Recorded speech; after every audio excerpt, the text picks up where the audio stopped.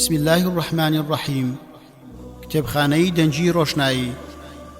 ناوی کتێب 555 ڕێگە و ڕێنمایی بۆ ئەوەی ببیتە ڕاهێنەرێکی سەرکەوتوو وتاربێژێکی کاریگەر و قسەکەرێکی لێهاتوو. نووسەر دکتۆر علی الحەمادی، وەرجێڕ مەریوان عارف علی. دیزایانی ناوەوە کۆمپیوتەری ڕێنوێ، دیزایانی بەرگ ناوەندی ڕێنوێن، تیراژ 1000 دانە، نۆرەی چاپ دووەم ساڵی 2016، ژمارەی لاپەڕە 164، چاپخانەی ڕێنوێ، نرخ تەنها 3500 دینار. لە بەڕێوەبەرایەتی گشتی کتێبخانە گشتیەکان ژمارە 1030 ساڵی 2016 پێدراوە. خوێندنەوەی ئیدریس مەلا موحسین، کارە دەنجەکان ڕێبین کازم محەممەد. خوێنەری بەڕێز ئەم تڕاکە بە کۆتا هات. بسم الله الرحمن الرحيم. رب اشرح لي صدري ويسر لي أمري واحلل عقدة من لساني يفقه قولي. سورة طه آية 25 تاوكو 28. قال رب اشرح لي صدري ويسر لي أمري واحلل عقدة من لساني يفقه قولي. بيشتشي لا براتسار. الحمد لله والصلاة والسلام على رسول الله وعلى آله وصحبه ومن والاه. وتربيجي وقسەکردن بۆ خەڵک و مەشقکردن پێگەیەکی گرنگی هەیە. ئەم هونەرە پیشەی پێغەمبەران و چاکسازانە. ئەو ئامرازەیە کە سەرکردە و پەروەریاران و ڕێنماییکاران بەکاری دەهێنن بۆ پێشەوایەتی و پێشڕەویکردنی خەڵک و کارتێکردنیان. نزیکترین ڕێگەیە بۆ کەمەندکێشکردنی دڵی جەماوەر و گۆڕین بیر و بۆچوونەکانیان. قسەکەر یاخود ڕاهێنەر جەوهەری پرۆسەی قسەکردن یاخود ڕاهێنانە، پایەی تۆکمە و سەرچێتی، بەبێ ئەو ناتوانێت لەسەر پێی خۆی ڕاوەستێ. ڕاهێنەر یاخود قسەکەر نەپاڵەوانە و نەگاڵتەچی، ئەو کەسە گرژ و مۆنەش نییە کە قەت زەردەخەنە بەسەر لێوەکانیەوە نابیندرێت. ئەو مرۆڤە جددیەش نییە کە نازانێت قسەی خۆش چییە. کەسێکی خاو خلیچک و مادووکەریش نییە. ئەو مرۆڤە خەواڵوەش نییە کە خەڵکانی تریش خەو لێ دەخات، بەڵکو کەسێکە ئەگەر قسەی کرد خەڵکی گوێی بۆ دەگرن، ئەگەر گفتوگۆی کرد قەناعەت بە بەرامبەرەکەی دەکات، ئەگەر وانەی وتەوە قسەکانی تام و چێژی لێ دەبارێت، ئەگەر بابەتێکی ڕوون کردەوە بەرامبەرەکانی تێدەگەێنێت، و ئەگەر قسەشی کرد زانیاری لێ دەبارێت. ڕاهێنەر و وتاربێژی سەرکەوتوو خاوەنی کۆمەڵێک سیفات و تایبەتمەندیە کە پێیان دەناسرێتەوە و بە هۆیانەوە لە خەڵکانی تر جیا دەکرێتەوە.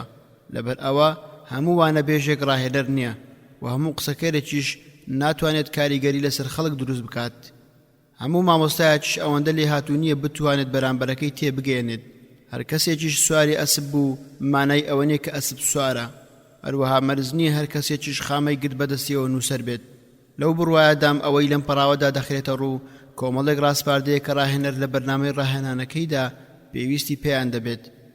مامۆستا لە ساڵی وانەوتنەوەیدا، وتاربێژ لە مینبەرەکەی، وانەبێژ لە وانەکەیدا، مامۆستا لە زانکۆکەیدا، قسەکەر لە کۆڕ یان لە کۆنگرەکەیدا، بەڕێوەبەر لە دامەزراوەکەیدا، وەزیر لە وەزارەتەکەیدا، سەرکردە لە نێوان شوێنکەوتوان و سەربازەکانیدا، پەروەریار لەگەڵ قوتابیەکانیدا. هەر کەسێک بیەوێت کاریگەری لەسەر خەڵک هەبێ، هەر کەسێک دەیەوێت کاریگەری لەسەر خەڵک دابنێت و پێشڕەویان بکات و ڕێنماییان بکات، پێویست بە فێربوونی ئەم هونەرە هەیە. بە پشتیوان و کۆمەکی خوا هەوڵ دەدەم زۆر بە کورتی، ومێد دەکەم کەم و کورتی تێدا نەبێت و ڕووناچی بخەمە سەر ئەو خاڵە گرنگانەی کە دەبێت وتاربێژ لە کاتی وتارداندا ئاگاداریان بێت و ڕاهێنەریش لە پرۆسەی فێرکردن و ڕاهێنانەکەیدا ڕەچاویان بکات. داواکارم لە خوای پەروەردیگار وا بکات کە خوێنەر لێی سوودمەند بێت. من لەم کارمدا نەبانگەشەی کەماڵ و بێخەوشی دەکەم و نەبانگەشەی ئەوەش دەکەم کە بەو کەماڵە دەگەم، چونکە هێز و وزەی ئەو کارم نییە، بەڵکو تەنها ئەوەندەم بەسە کە هەوڵم بخەمە گەڕ بە پشتیوانی ئەو خوایی کە نابێت جگە لەو بە کەسی تر پشت ببەسترێت دەست پێ دەکەم و داوای قبولکردن و سەرکەوتنیشی لێ دەخوازم. سوپاس و ستایشی نەبراوەش بۆ پەروەردیگاری هەموو جیهان. دکتۆر علی الحەمادی. خوێنەری بەڕێز ئەم تڕاکە بە کۆتا هات. ڕاهێنان و وتاربێژی و وانەبێژی لاپەڕا 7. چەمچی ڕاهێنان پرۆسەیەکی ئامانزدارە، هەوڵ دەدات بۆ پەرەپێدانی تواناکانی مرۆڤ لە ڕێگەی پێدانی زانیاری پێویست و گەشە پێدانی توانا و شارەزاییەکانی کەسەکە و هەروەها گۆڕینی ڕەفتار و هەڵسوکەوتەکانی. هەموو ئەمانەش لە پێناو بەرزکردنەوەی ئاستی لێهاتووی و باشتر ئەنجامدانی کارەکانی کەسی بەشدار بوو، زیادکردنی ئاستی بەرهەمهێنانی و هەروەها هێنانەدی ئامانجە تایبەتی و پیشەییەکانی بە شێواز و خێراییەکی زۆر باش و بە کەمترین تێچوونیش. چەمچی وتاربێژی. وتاربێژی هونەری ڕازیکردن و کەمەند چێشکردنی دڵەکانە، واتە مامەڵە لەگەڵ هەست و سۆزدا دەکات، بەڵام زیاتر تەرکیز دەکاتە سەر هەست و سۆز. هەروەها وتاربێژی پەیوەندێکی یەکلایەنەیە کە وتاربێژ پێی هەڵدەستێت بە ئامانجی گەیاندنی زانیاری یاخود چەند بیرۆکەیەکی دیاریکراو بە گوێگرەکانی. چەمچی وانەبێژی. وانەبێژی پەیوەندیگرتنێکی یەکلایەنەیە و وانەبێژ بە مەبەستی گەیاندنی کۆمەڵێک زانیاری یا بیرۆکەی دیاریکراو بە بەشداربووەکانی ئەنجامی دەدات. وانەبێژی کارامەیش زیاتر تەرکیز دەخاتە سەر لایەنی زانستی پرۆگرامیشی کاری، کەمتر بایەق دەدات بەلایەنی هەست و سۆز. خوێنەری بەڕێز، ئەم تڕاکە بە کۆتا هات. پلەپایەی وتاربێژی لاپەڕەنۆ. مامۆستا عەلی مەحفوظ خوا لێی خۆش بێت دەڵێت ئامانج و مەبەستی وتاربێژی لای دانایان بریتی بووە لە بەدەستێنانی هێز و توانایەکی دیاریکراو بە مەبەستی قەنەعەت پێکردنی بەرامبەرەکان. ئەم هونەرە پلەپایەکی زۆر گەورە و گرنگی هەیە لەبەر ئەوەی نرخ و بەها و گەورەی زانست و پیشەسازی پەیوەستە بە گەورەی ئامانجەکانیەوە.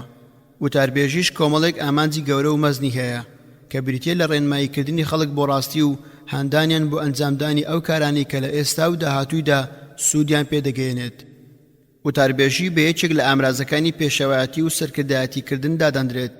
هەروەها لە کۆندا بە یەکێک لە مەرجەکانی فەرمانڕەوایەتی دانرابوو. ئەم هونەرە کەم و کورتیەکانی مرۆڤ پڕ دەکاتەوە و تا ئاستی لوتکەی گەورەی و شکۆداری بەرزی دەکاتەوە. ئیبن سینا لە پەڕای ئەلشیفاءدا دەڵێت ئەم هونەرە تەنها ئەو ڕێز و پلەپایەی بەسە کە پیشەی پێغەمبەران و زانایان و ئاوشێوەکانیان و گەورە فەرمانڕەوایان و سیاسەتمەدارەکانە. ئاشکرایە کە هۆنراوە لە سەردەمی نەفامیدا پێش وتاربێژی دابوویەوە. پەڕاوەکانی ئەدەب و مێژوو 7 یان 10 هەڵواساوەکەیان بە پارێزراوی بۆ هێشتوونەتەوە کە جوانێکی گەورەی هونەری و ڕەوانبێژیان تیادا بەدی دەکرێت. لە کاتێکدا لەو سەردەمەدا ڕەوانبێژی نەگەیشت بووە ئەو ئاستە بەرز و تەواوی کە هۆنراوە پێیگەیشت بوو. بەڵام لەگەڵ هاتنی ئیسلامدا حاڵەتەکە پێچاوانە دەبێتەوە. دەبینین وتاربێژی لەو سەردەمەدا دەگەشێتەوە و هۆنراوەیش لە بەرچەند هۆکارێک پاشەکشە دەکات، وەک پێویستبوون بە وتاربێژی و بەکارهێنانی ئەو هونەرە لە کاتی ئامۆژگاری و وتارداندا و ئەو ئاتانەی کە هۆندراوە دەبێزرێنێ، ئەو هۆنراوانەی کە گوناه و درۆ و باسی ئافرەتیان تێدایە. هەروەها بۆ ئەوەی هۆندراوە تێکەڵ بە قورئان نەبێت هەتا دوایی. پێغەمبەر درودی خوای لەسەر بێت کارامەترین کەس بوو لە وتارداندا، کاتێک وتاری دەدا دەم و چاوی سوور دەبوویەوە و بە جۆرێک دەنجی بەرز دەکردەوە وەک ئەوەی بیان ترسێنێت بە هاتنی سوپایە کە خەریکە بدات بەسەریاندا. لەبەر ئەوەیە کە ئەحمەد شەوقی لە کاتی وتاردانیدا وەصفی مەزنی پێغەمبەر درودی خوای لێبێت دەکات و دەڵێت وإذا خطب فللمنابر هزة تعر الندى وللقلوب بكاء.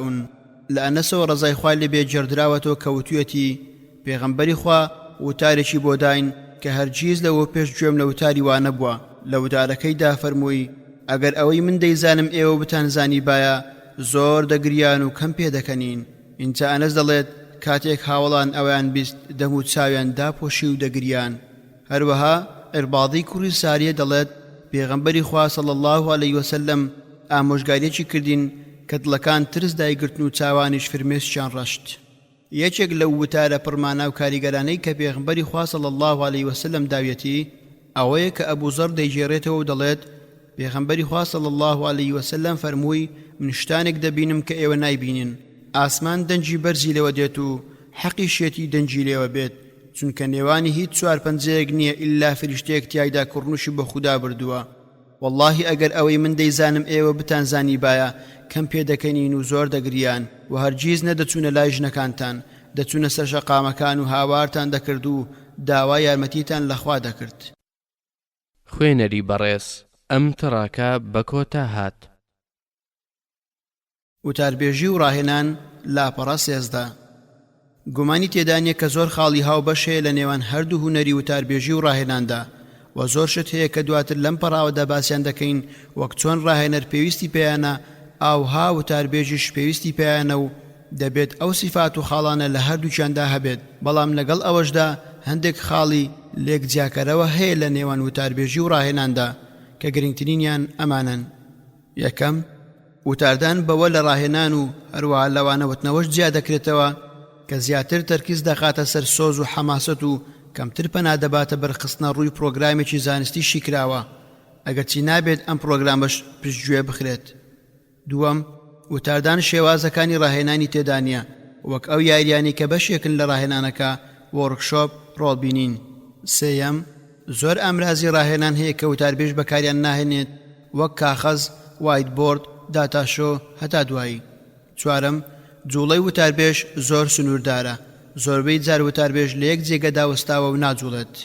پێنجەم، وتاربێژ بەوە جیا دەکرێتەوە کە مەگەر زۆر کەم ئەجینا هەمیشە وشەکانی هەمووی بەبێ وەستان بە دوای یەکدا دێن، ئەو وەستانیشی کە دەیکات لە چەند چرکەیەک تێناپەڕێت. شەشەم، وتار پەیوەندیگرتنێکی یەکلایەنەیە لە وتاربێژەوە بۆ گوێگران بەڵام ڕاهێنان پەیوەندیەکی دوولایەنەیە لە ڕاهێنەرەوە بۆ بەشدار بوو و لە بەشداربوویشەوە بۆ ڕاهێنەر. خوێنەری بەڕێز، ئەم تڕاکە بە کۆتا هات. وانەبێژی و ڕاهێنان لاپەڕا 15.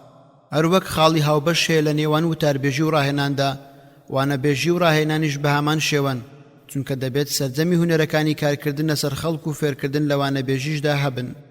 بەڵام ئێمە لێرەدا دەتوانین ئاماژە بکەین بۆ هەندێک خاڵی جیاکەرەوەی نێوان وانەبێژی و ڕاهێنان کە گرنگترینیان ئەمانن. یەکەم، لە وانەبێژیدا بۆ خستنە ڕووی بابەتەکە تەرکیز دەخرێتە سەر لایەنی زانستی پرۆگرامی شیکاری عەقڵانی. دووەم، شێوازەکانی ڕاهێنان لەلایەن وانەبێژەوە یان هەر بەکار ناهێنرێت یاخود زۆر بەکەمی بەکار دەهێنرێت. سێیەم، بەکارهێنانی ئامرازەکانی ڕاهێنان لەلایەن وانەبێژەوە سنووردارە. چوارەم، وانەبێژ بەوە جیا دەکرێتەوە کە قسەکانی بە دوای یەکدا دەکات و لە کاتی پێویستدا کەمێک دەوەستێت. پێنجەم، وانەوتنەوە پەیوەندیگرتنێکی یەکلایەنەیە لە وانەبێژەوە بۆ گوێگر. خوێنەری بەڕێز، ئەم تڕاکە بە کۆتا هات.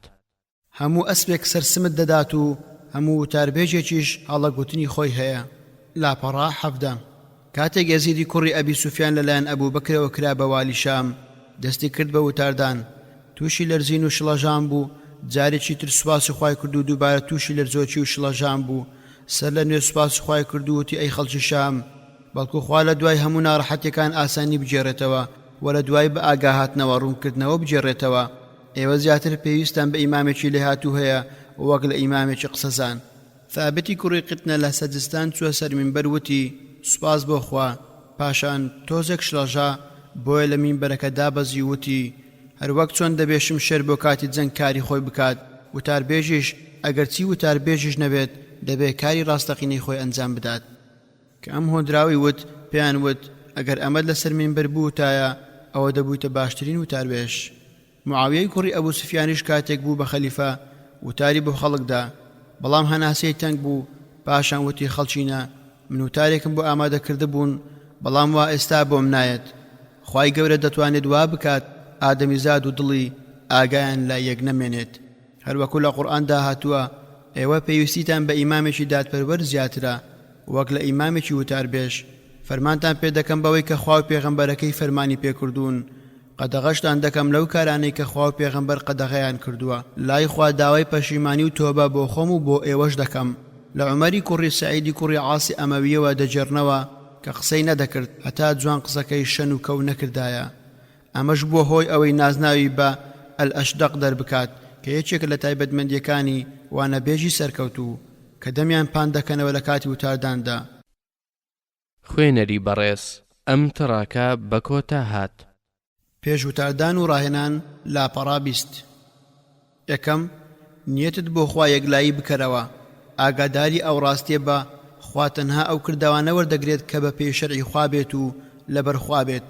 هەست بە ئەمانەت و بەرپرسیارەتی بکە، داوای پاداش لە خوا بکە، چونکە تۆ خێر و چاکە فێری خەڵک دەکەیت. بەڵێ ئەگەر مرۆڤ ئیخلاس و ئیمانی هەبوو خوا لە هەموو گوناهەکانی خۆش دەبێت. بە پێچەوانەی کەسێک کە لە ناخەوە تێک شکاوە و ناتوانێت هەنگاوێک بەرەو پێشەوە بڕوات.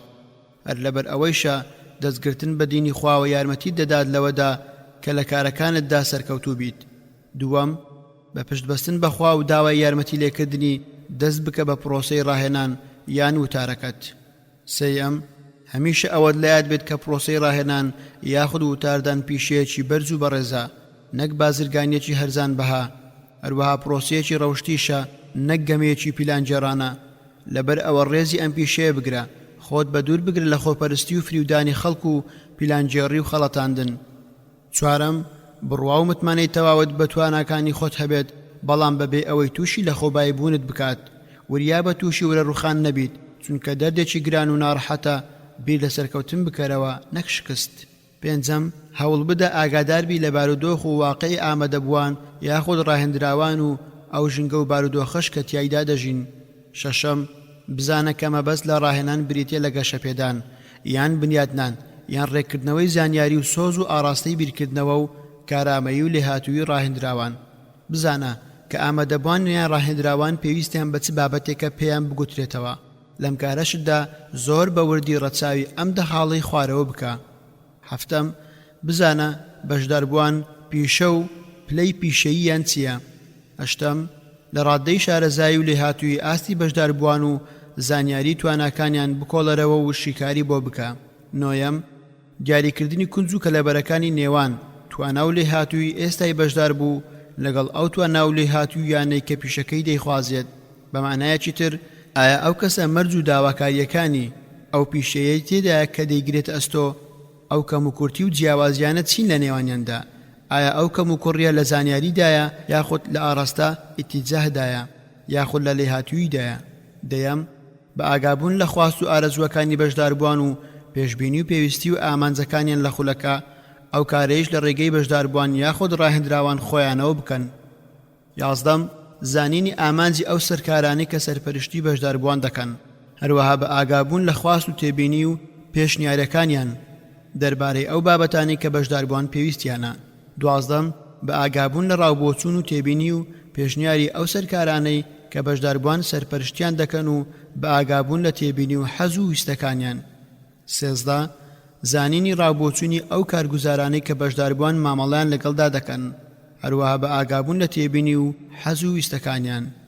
چاردە بە ئاگابوون لە ڕاوبۆچوونی ئەو کەسانی کە پارەی خولەکان دابین دەکەن، هەروەها ئاگاداربوونی ڕاوبۆچوونیان سەبارەت بەو ڕێگرە مادی و معنەویانەی کە لەکردنەوەی ئەو خولەدا پێشبینی دەکرێت بێنە ڕێیان. ئەی حەز و خواست و ئامۆژگاریەکانیان چییە؟ پازدە بەکارهێنانی زیاد لە شێوازیان هۆکارێک بۆ زانینی ئەو شتانەی لە پێشەوە باسمان کردن. لەو شێوازانش ڕاپرسی و چاوپێکەوتنی تایبەت، دیداری بە کۆمەڵ، تۆمارکردن بە ئامێری ڤیدیۆ، تۆمارکردن بە کاسێت، راپۆرت نووسین لەسەر ئاست و تواناکانیان و هەڵسەنگاندنیان، تێبینی شەخصی، سندوقی کێشە و گلەی و پێشنیارەکان لە دوورەوە چاودێریکردن و هەتا دوایی. شازدەم ئەنجامدانی کۆبوونەوەیەکی هاوبەش کە نوێنەری ڕاهێنراوان و بەرپرسان و کارگوزاران و ئەوانەی خەرجی خولەکە دابین دەکەن تیایدا بەشدار بن، بە مەبەستی گفتوگۆکردن و بڕیاردان لەسەر دابینکردنی ئەو پێویستیانەی کە لەلایەن ڕاهێنەر یاخود بەرپرسی بەرنامەی ڕاهێنانەکەەوە پێشنیار دەکرێت. حەفدەم ئامانجەکانت دیاری بکە و ئەولەویاتەکانت ڕیز بکە لە ڕووی زانیاری و سۆز و ئاراستە و لێهاتوویەوە. هەژدە بە شێوەیەکی ورد و گشتگیر و تەواو نەخشەی بەرنامە ڕاهێنانەکە دابنێ، بەڵام بابەتەکە ئەوەندە درێژ مەکەرەوە کە ئامانجەکە لێ تێک بدات. هەروەها لاپەڕەکانیش بە جۆرێک تێکەڵ یەکتری مەکە کە نەتوانیت لە شوێنی خۆیاندا بەکاریان بهێنیت. نۆزدە باش خۆت ئامادە بکە، کەم تەرخەمی مەکە، چونکە ئەو کارت ئابڕوت دەبات و قەدر و ڕێزت کەم دەکاتەوە. ئەم یاسایەت لەبیر بێت کە دەڵێت خۆ ئامادەکردنی باش و ممارەسە دەبنە ڕێگر لە بەردەم لاوەز ئەنجامدانی کارەکەت. سوور بە لەسەر ئەوەی کە لە ڕوانگەی ئەم خاڵانەی خوارەوە بابەتێکی زانستی چاک ئامادە بکەیت. بیستەم با بابەتەکەت چڕ و پڕ و هەمە چەشن و ئامانجی ڕوونی هەبێت. 21 بابەتەکە تازە بێت و دواهەمین گۆڕانکاریەکانی ئەو بوارەی تێدا بێت. 22 سادەیی و ئاسانی و کورتی بەمەرجێک نەبێتە هۆی کرچوکاڵی بابەتەکە. 23 بابەتەکە ناسک و تەڕووپار و سەرنجڕاکێش بێت و وشک و برنگ نەبێت، بە جۆرێک بێت کە ڕاهێنراو یان بەشدار بوو وابەستەی خۆی بکات و لێیدا نەبڕێت. 24 واقعی بوونی بابەتەکە. 25 پێویستی و خواستی بەشداربووان بهێنێتە دی. 26 دڵگیرانە کاری بۆ کرابێت و نەخشێکی جوانی بۆ چێشرابێت. 27 ڕاهێنانی ئەو تۆی تێدا بێت کە کارامەیی و لێهاتووی لە بەشداربوودا دروست بکات یاخود ئەوەی کە هەیە باشتری بکات. 28 بە دوای یەکداهاتن و لۆژیکی بوونی بابەتەکە و بە دوای یەکداهاتنی بیرۆکەکانی. 29 بە زمانێکی ڕوون و ڕەوان داڕێژرابێت. 30 پێرستێکی ڕوون و ژمارەبەندێکی وردی بۆ کرابێت. 31 دووبارەبوونەوەی ماندووکەر و درێژە دادڕی بێسوودی تێدا نەبێت. 32 بگونجێت لەگەڵ ئاستی بەشداربووان و ئەو ماوەی کە بۆ بەرنامەکە دانراوە. 33 ئەو شێوازانەی ڕاهێنانی تێدایە دیاری بکە کە ئەنجامیان دەدەیت. 34 ئەوەی دەتەوێت بیڵێیت لەبەری بکە. بزانە کە پیتێکی ناودڵت لە هەزار پێتی ناوپەڕاوەکەت باشترە. بزانە خێر لە زانستێکدا نییە کە هۆڵێک ئاوادان نەکاتەوە و شیوێکت لەگەڵدا نەبڕێت. 35 بزانە کە ئەو هۆکارانەی وا دەکەن ڕاهێنان ببێتە پێویستێکی دامەزراوەکان زۆرن. گرنگترین ئەو هۆکارانەش: یەکەم، فراوانبوونی کارەکانی دامەزراوە وەک زیادکردنی بەرهەمێکی نوێ، زیادکردنی خزمەتێکی نوێ، دانانی نەخشەی نوێ، کردنەوەی لقیان بەشی نوێی دامەزراوەکە، بەکارهێنانی تەکنەلۆجیای نوێ. دووەم، دەرکەوتن و سەرهەڵدانی کێشەی تایبەت بە هەڵسوکەوت و ڕەفتار یاخود کاڵای بەرهەم هاتوو وەک دابەزینی ئاستی بەرهەم، بەرزبوونەوەی تێچوونی بەرهەم، زمبوونەوەی کوالێتی بەرهەم، زیادبوونی ڕێژەی خراپبوونی بەرهەم، ئەنجام نەدانی کارەکان بەباشی و تەواوی و ڕێکوپێکی، زیادبوونی ڕووداوەکانی کاتی کارکردن، زیادبوونی ڕێژەی ئامادە نەبوون، دواکەوتنی کاروبارەکان، زیادبوونی دووبارەبوونەوەی کار، زیادبوونی گلەیی و گازاندەی کارگوزاران، دابەزینی ئاستی ئەدا یاخود ئەنجامدانی کارەکان تاوەکو دوایی. سێیەم، ڕوودانی گۆڕانکاری لە دامەزراوەکەدا وە گۆڕانی سیاسەتی دامەزراوەکە، گۆڕینی نەخشە و استراتیژی کار، گۆڕینی پەیکەری ڕێکخستنی دامەزراوە. چوارەم، هەبوونی فەرمانبەری نوێ وەک وەرگرتنی فەرمانبەری نوێ، بەرزبوونەوەی فەرمانبەر بۆ پیشەیەکی بەرزتر، وەرگرتنی پیشەیەکی نوێ هەتاوەکو دوایی. 36 ئەگەر پێویستت بەوە هەبوو کە ئەزموونێکی نوێ تاقی بکەیتەوە بەر لەوەی بەڕاستی ئەنجامی بدەیت، ئەوە شتێکی باشە. بگرە هەندێک جار لەسرت پێویستە ئەو کارە بکەیت بۆ ئەو مەبەستە شوێنێکی باش دیاری بکە و ڕەچاوی ئەم 15 خاڵی تێدا بکە. 37 هۆڵێکی فراوان و گونجاو بە شێوەیەکی گشتی و باش وایە بۆ هەر بەشداربوویەک ڕووبەری 12 تاوەکو 20 پێ 4 گۆشە دابین بکرێت.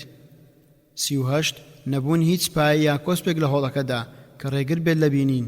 39 دابینکردنی ڕووناکی پێویست نهێندە درەوشاوە بێت کە بەشداربوو بێزار بکات و نهێندە کەسیش بێت کە ماندووی بکات. 40 دابینکردنی هەواگۆڕی چاک بۆ هۆڵەکە. 41 بێدەنجی و بەدووربوون لە دەنگەدەنگ و هۆکارەکانی بێزارکردن. 42 بۆنی خۆش. 43 پاک و خاوێنی شوێنەکە. 44 سروشتێکی دڵڕفێن ئەگەر لە توانادا بوو.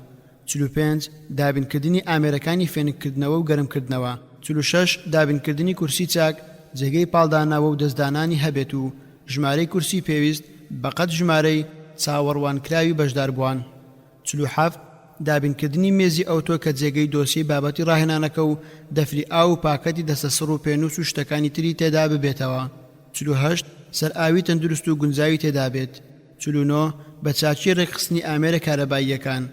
50 شوێنی چاک و خۆش و گونجاو بۆ حەوانەوە و خواردنی ساردەمەنی و خواردن و خواردنەوە سوکەڵەکان. 51 دابینکردنی شوێنی تایبەت بۆ نوێشکردن. 52 بە جۆرێک کورسی دانیشتنی بەشداربووان ڕێک بخە کە ئەم 4 خاڵی تێدا ڕەچاو بکرێت. یەکەم، هەرێک لە ڕاهێنراوەکانی دیکە ببینێت. دووەم، ڕاهێنراوان هەمویان توانای بینینی ئامێر و شاشەکانی نیشاندانی زانیاریەکانیان هەبێت. سێیەم، ڕاهێنراوان بتوانن ڕاهێنەرەکانیان ببینن. چوارەم، هەروەها ڕاهێنەریش بتوانێت هەموو ڕاهێنراوان ببینێت. 53 مەهێڵە لە نیوەی هۆڵەکەدا بۆشای هەبێت لە نێوان کورسەکاندا، چونکە ناوەڕاستی هۆڵ باشترین جێگەیە بۆ بینین.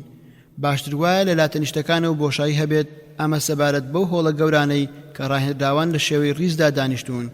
بەڵام کاتێک ژمارەی ڕاهێنراوان کەم بێت، ئەوە وا باشە کە بۆشاییەکە لە ناوەڕاستی هۆڵەکەدا بێت لەسەر شێوەی پیتی یو یان ئۆ هاوشێوەی ئەمانە بۆ ئەوەی ڕاهێنەر بتوانێت لە نێوان ڕاهێنراواندا بێت و بچێت. 54 ئەوە بزانە کە ژمارەی گونجاو لە کردداری ڕاهێناندا کە مەبەستیاندا باشترکردنی شارەزای ڕاهێنراوانە لە نێوان 15 بۆ 20 کەسدایە. 55 تا دەتوانێت هەوڵ بدە کاتی ڕاهێنان لە بەیانیاندا بێت، چونکە ڕاهێنراوان لەو کاتانەدا چاڵاکترن. خۆ ئەگەر هەر ناچار بوویت لە کاتی ئێوارەدا بەرنامە تەدریبیەکەت پێشکەش بکەیت ئەوە لەم کاتەدا زیاتر بەشداری بە ڕاهێنراوان بکە و سەرنجیان ڕابچێشە و گفتوگۆیان لەگەڵدا بکە بۆ ئەوەی سەرنج و ئاگایان بۆ لای بابەتەکە ڕابچێشیت. 56 دڵنیابە لە هەبوون و گونجاوی ئامراز و هۆکارە یاریدەدەر و سەرەکیەکانی پرۆسەی ڕاهێنان کە ئەم دەدانەیە گرنگترینیانن. یەکەم تەختەڕەش وایتبۆردی جێگیر و جوڵاو. دووەم لەوحەی وایتبۆرد پلێتێک بۆ پێدا هەڵواسینی وەرەقەی تێبینی و ئاگاداری. سێیەم پێنووس و ڕنگ و ڕاستەی تایبەت بە ڕاهێنەر. چوارەم تەلەڤیزیۆن و ڤیدیۆ. پێنجەم تەختەی ناوی ڕاهێنراوەکان. شەشەم فیلمی ڤیدیۆی یان سینەمایی. هەفتەم مایکرۆفۆنەکان. هەشتەم پرۆجێکتێر و داتاشۆ. نۆیەم کاغەز و پێنووس و قەڵەمدادانی تایبەت بە ڕاهێنراوەکان.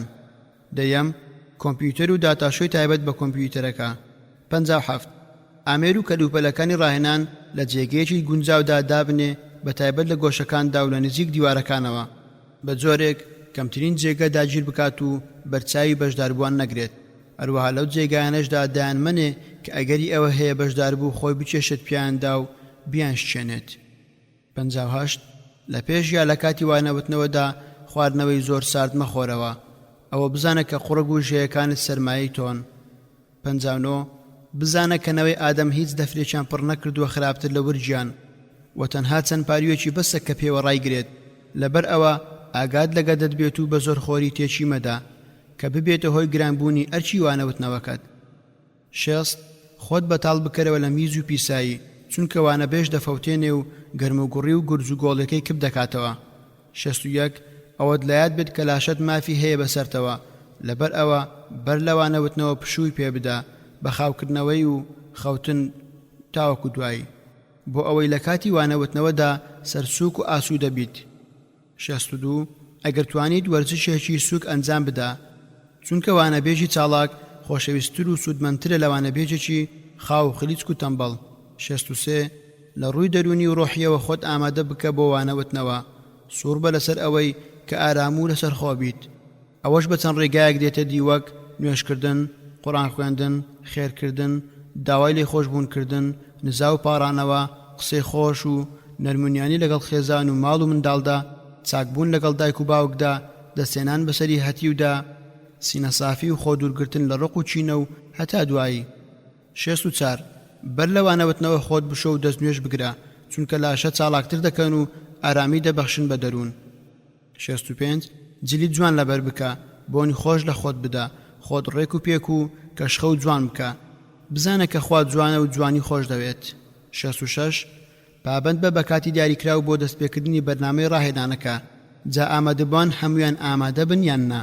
دەستخۆشی لەوانە بکە کە لە کاتی خۆیدا ئامادە دەبن و سزای ئەوانەش بدە کە دوا دەکەون. ئەم حاڵەتە ڕۆژی یەکەم ناگرێتەوە کە باش وایە بەر لەکردنەوەی خولەکە 15 بۆ 30 خولەک دابندرێت بۆ هاتنی بەشداربووانی خولەکە بۆ ناو هۆڵەکە. 67 بەشداربووان و تۆمارکردنی ناوەکانیان لە بەرنامەکەدا تا دەتوانێت هەوڵ بدە تەنانەت ئەگەر 15 خولەکیش بێت پێش بەشداربوون لە هۆڵەکە ئامادە بیت، بە تایبەتی ڕۆژی یەکەم بۆ دڵنیابوونەوە لە خۆ ئامادەکردنی تەواو بۆ بەرنامەکە و بۆ ئەوەی لە پێشوازی ڕاهێنراواندا بیت و هەست بە جددیەتی بەرنامەکە بکەن و فێری پابەند بوون بە کاتەکانی بەرنامەکەەوە ببن. 68 ئەوە بزانە کە ڕاهێنراو زۆر بەدڵگەرمی و چوست و چاڵاکیەوە بەرنامەی ڕاهێنانەکە دەست پێ دەکات، بەڵام دوای ماوەیەک لە نێوان 30 تا 90 خولەکدا خاو دەبێتەوە و خەیاڵی دەڕوات. لەبەر ئەوە پێویستت بە هەوڵ و کۆششێکی زۆر دەبێت بۆ ئەوەی تەرکیز و هۆشی لای خۆت بهێڵیتەوە و بۆ ئەوەی ئەوەش بێتە دی پێویستە بابەتە سەرنجڕاکێش و گاڵتە و گەپ ئامێزەکان زۆر بەکاربهێنیت، وەک ڕاهێنان و پێشبڕکێ و قسەی خۆش و کورتە فیلم و یادیەکانی تایبەت بە ڕاهێنان و گفتوگۆ و ماوەی پشودان و هەتا دوایی. 69 بە هەموو کاتێک بیرنامە مفەکەرەیەکت پێبێت بۆ نووسینی هەموو بۆچوونێک یان بیرۆکێکی داهێنکارانەی نوێ کە لە بەرنامە تەدریبیەکەدا یا لە داهاتوودا پێڕاو بکرێت.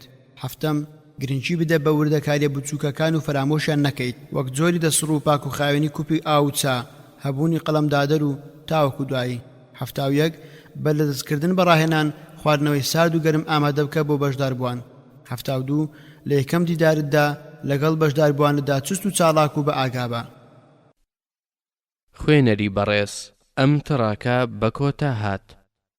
لە هۆڵی وانەوتنەوە و ڕاهێناندا لاپەڕاسی و 6 دەستپێکردنی وانەبێش 73 بەناوی خوا و سوپاس و ستایشی ئەوەوە دەست بکە بەوتنەوەی وانەکەت هەر کارێک بەناوی خواوە دەست پێ نەکات خێری تێدا نییە و بێکەڵکە 74 هەموو هێز و توانایەکی خۆت لە سەرەتای کردنەوەی خولەکەدا کۆ بکەرەوە بە شێوەیەکی زۆر باشش خۆتی بۆ ئامادە بکە بزانە هەر کەس لە سەرەتادا باش بێت ئیتر دوای ئەوی بۆ ئاسان دەبێت 75 با پێشەچەکەت گشتگیر و کورت و ڕوون بێت 76 سوور بە لەسەر ئەوەی کە هەر لە سەرەتای بەرنامەکە سەرنجی ئامادەبووان بەلای خۆتدا ڕابچێشیت بە تایبەتی لە دەخولەکی یەکەمدا بۆ ئەو مەبەستەیش دەتوانیت شێوازی پرسیارکردن بەکاربهێنیت بۆ نمونە پرسیاریان لێ بکەیت دەربارەی ئەو کێشانەی کە مرۆڤ ڕووبەڕووی دەبێتەوە ئەگەر بێت و پلاندانەنێت بۆ ژیانی یان هونەری گفتوگۆکردن نەزانێت یان هەتا دوایی یاخود شێوازی چیرۆک یان نیشاندانی فیلمی تەدریبی و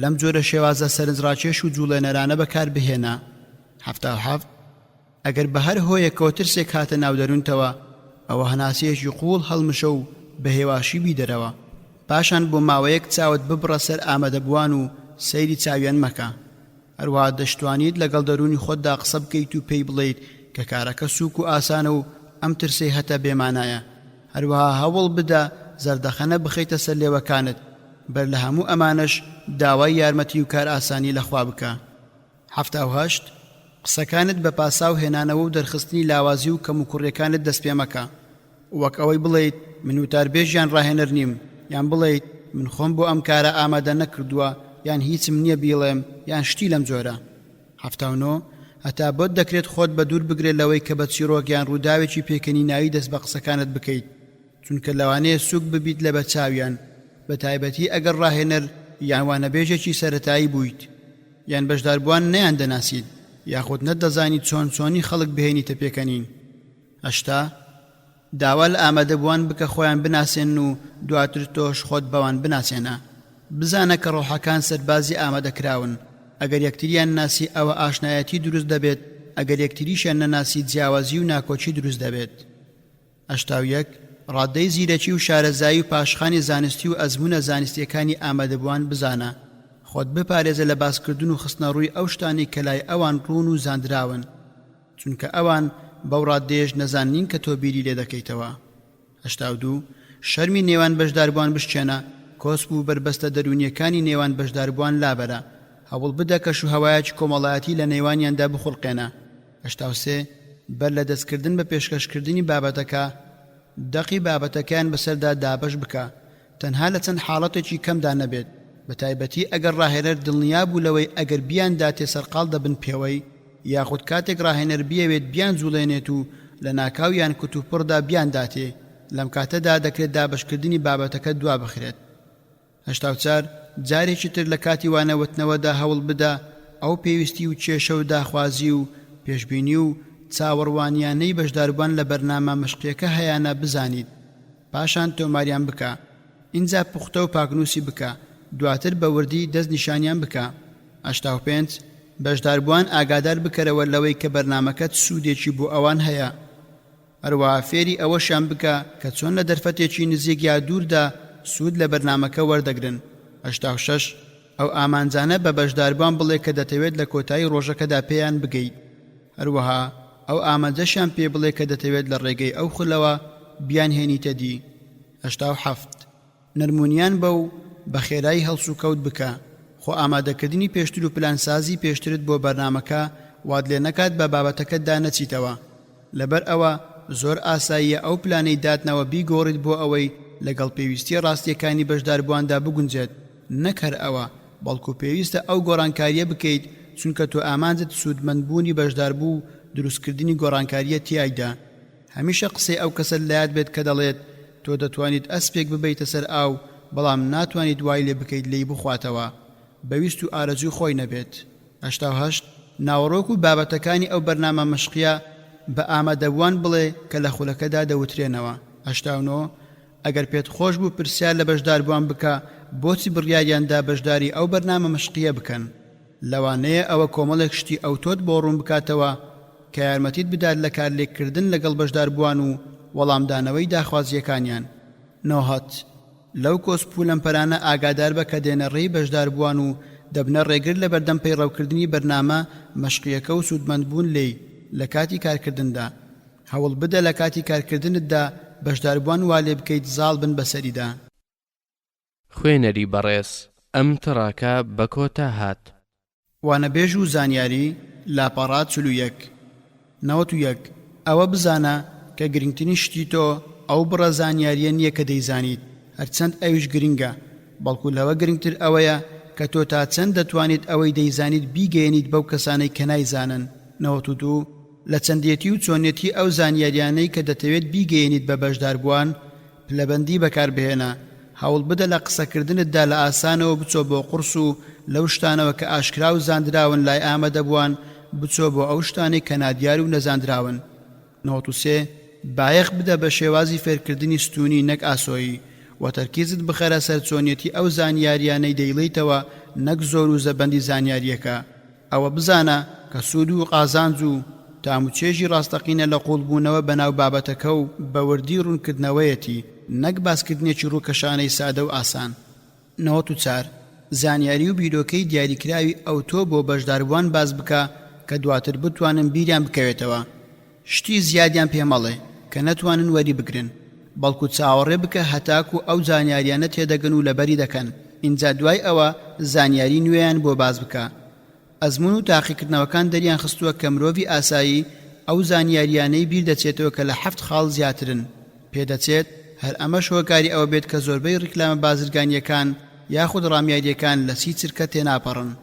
خۆ ئەگەر ویستت بە تەواوی دڵنیابیت لەوەی باسمان کرد، ئەوە 7 یا کەمتر لە 7 خاڵ بدە بە بەشداربووان و پاشان داوایان لێ بکە لەبەری بکەن و اینجا زیاتر لە 7 خاڵیان بدەرێ و اینجا داوایان لێ بکە کە بۆت بڵێنەوە. دەبینیت ڕێژێ ئەو کەسانی لە جاری یەکەمدا 7 ژمارە یا کەمتریان بیردەمێنێت زۆر زیاتر لە ڕێژەی ئەوانەی لە جاری دووەمدا زیاتر لە 7 خاڵیان بیردەمێنێت. 95 هەوڵ بدە لە یەک کاتدا لە یەک بیرۆکە زیاتر بۆ ئامادەبووان نەخەیتە ڕوو. 96 بەر لەوەی بچیتە سەر باسکردنی بیرۆکەی نوێ دڵنیا بە لەوەی کە ئامادەبووان بیرۆکەی پێش ئەویان وەرگرتووە و تێگەیشتوون. 97 بزانە کە ئامادەبووان سەرەتا و کۆتایی بابەتەکەیان زیاتر لە ناوەڕاستی بابەتەکە لە یاد دەمێنێت. لەبەر ئەوە تا دەتوانیت لە سەرەتا و کۆتایی بابەتەکەدا بەرنامەیەکی ڕوون پێشکەش بکە. بۆ بەهێزکردنی ناوەڕاستیش هەندێک ڕێگەی گونجاو بدۆزەرەوە. بۆ زیاتر دڵنیابوون لە ڕاستی ئەم تێبینیە دەتوانیت بە دەنجی بەرز 7 ژمارە بۆ نمونە 5 13 12 16 6 3 9 11 8 بەسەر ئامادەبوواندا بخوێنیتەوە. پاشان پرسیاریان لێ بکە کە ژمارەی یەکەم چی بوو، ژمارەی کۆتایی چی بوو، ئەی ژمارەی ناوەڕاست چی بوو. اینجا بۆ دڕون دەبێتەوە کە زۆر لە ئامادەبووان ژمارەی یەکەم و کۆتاییان بیر دەکەوێتەوە، بەڵام ژمارەیەکی کەمیان ژمارەکەی ناوەڕاستیان بیر دەکەوێتەوە. 98 ناو بەناو ئەو بیرۆکە و بابەتە گرنگانەی بە بیری ئامادەبووان بهێنەرەوە کە پێشتر بۆت باس کردوون، بەڵام باماوەیان لە نێواندا هەبێت و بە شێوازی جۆرا و جۆر بێت. زۆر لە خۆکردنیشی تیادا نەبێت، چونکە زۆر لە لێکۆڵینەوەکان ئەوەیان دەرخستووە کە بیرۆکە و زانیاری ئەگەر یەک جار بۆ بەشداربووان باز بکرێت ئەوە لە کۆتایی مانگدا تەنها سەتادەی بیردەمێنێت، بەڵام ئەگەر 6 جار باز کرا لە کاتی جیاجیادا ئەوە لە کۆتایی مانگدا 190 بیردەمێنێت.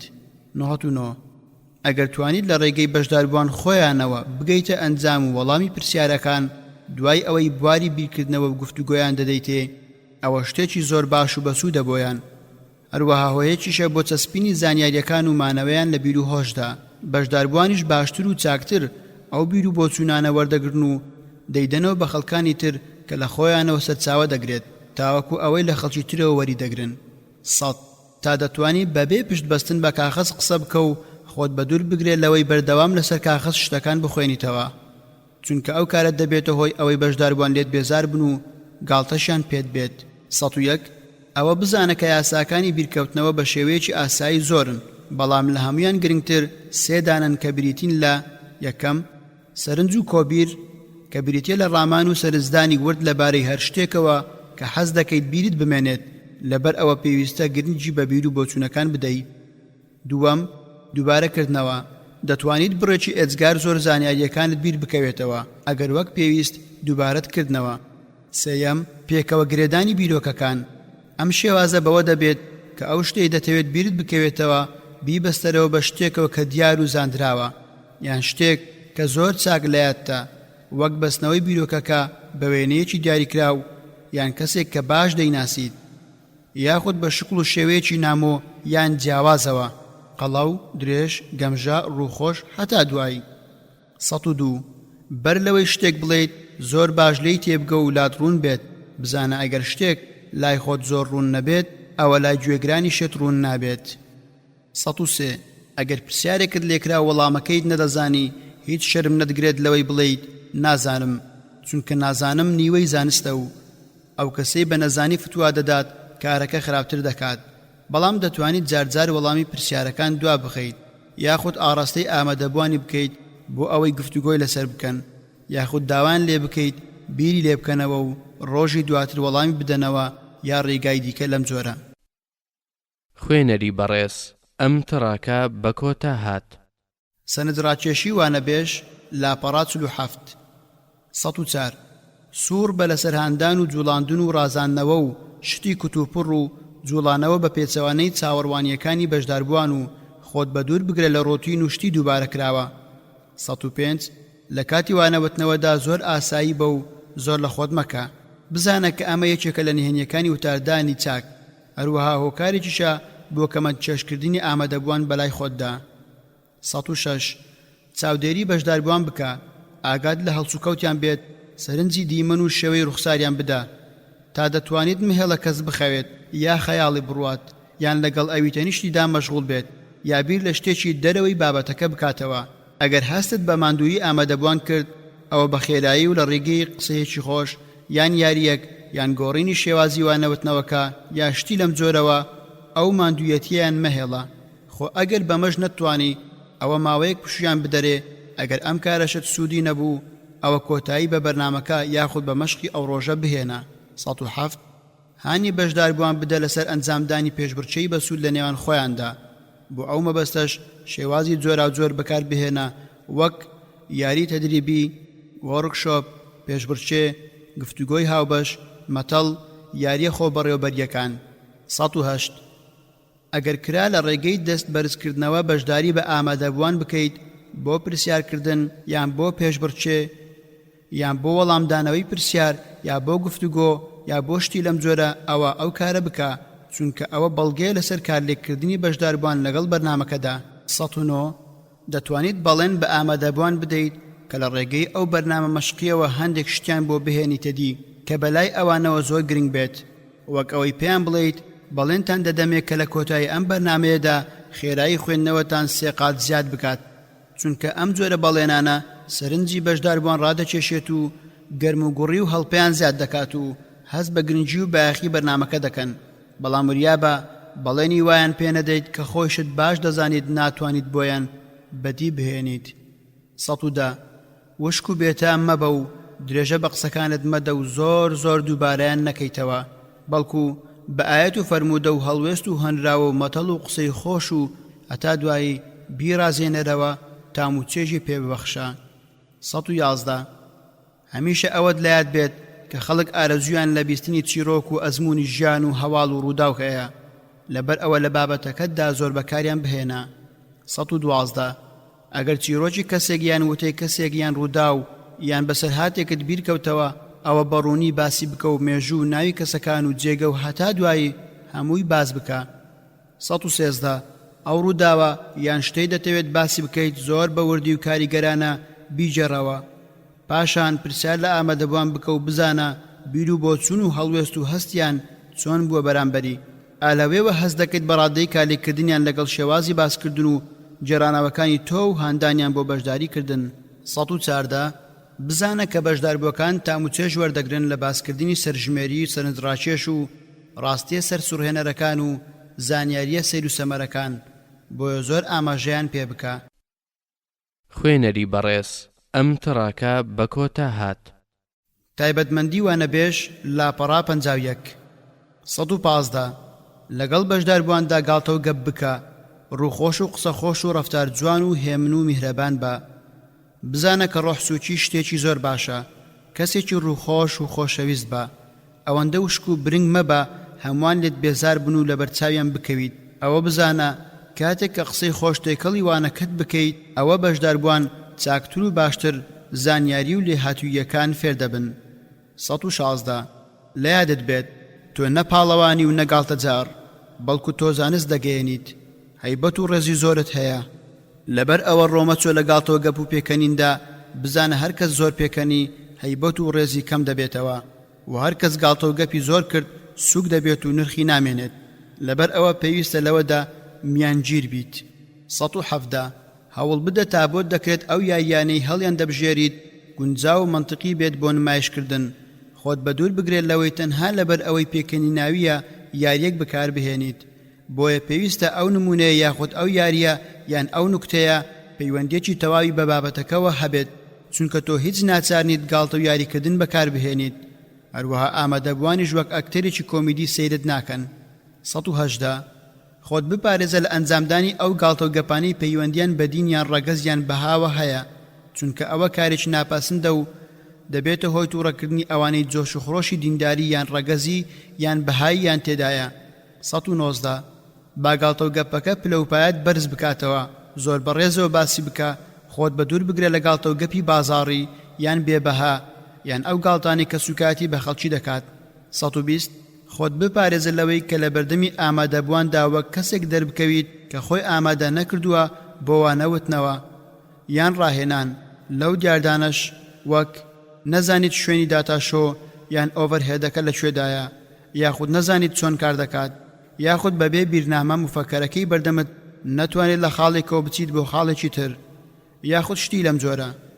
121 ئەگەر ویستت لە کاتی وانەوتنەوەدا ئاویان سەردەمەنی بخۆیتەوە ئەوە زۆر ئاساییە بەڵام با بە شێوەیەکی سەرپێی بێت و سەرنجی ئامادەبووان ڕانەکێشیت هەروەها با ماوە بێت و لە کاتی وەستانی ئاسایی خۆتدا بێت خوێنەری بەڕێز ئەم تڕاکە بە کۆتا هات ڕۆشنبیری وانەبێش لاپەڕا 54 122 زۆر بخوێنەرەوە زانیاریەکانت نوێ بکەرەوە متابعی دوایین گۆڕانکاریەکان بکە با زانیاریەکانت گشتگیر و جۆراوجۆر و هەروەها لە سەرجەم بوارەکاندا بێت لەگەڵ ئەمانشدا تەرکیز بخەرە سەر ئەو بوارەی کە خۆت تێیدا تایبەتمەندیت 123 تا بۆت دەکرێت بە دوای ئەو قسە و ڕوودا و چیرۆک و هەنراوە و مەتەڵ و ڕاهێنانەدا بگەڕێ کە نەبیستراون چونکە مرۆڤ بە بیستنی شتی دووبارە ماندوو دەبێت و کارلێکی لەگەڵدا ناکات خوێنەری بەڕێز ئەم تڕاکە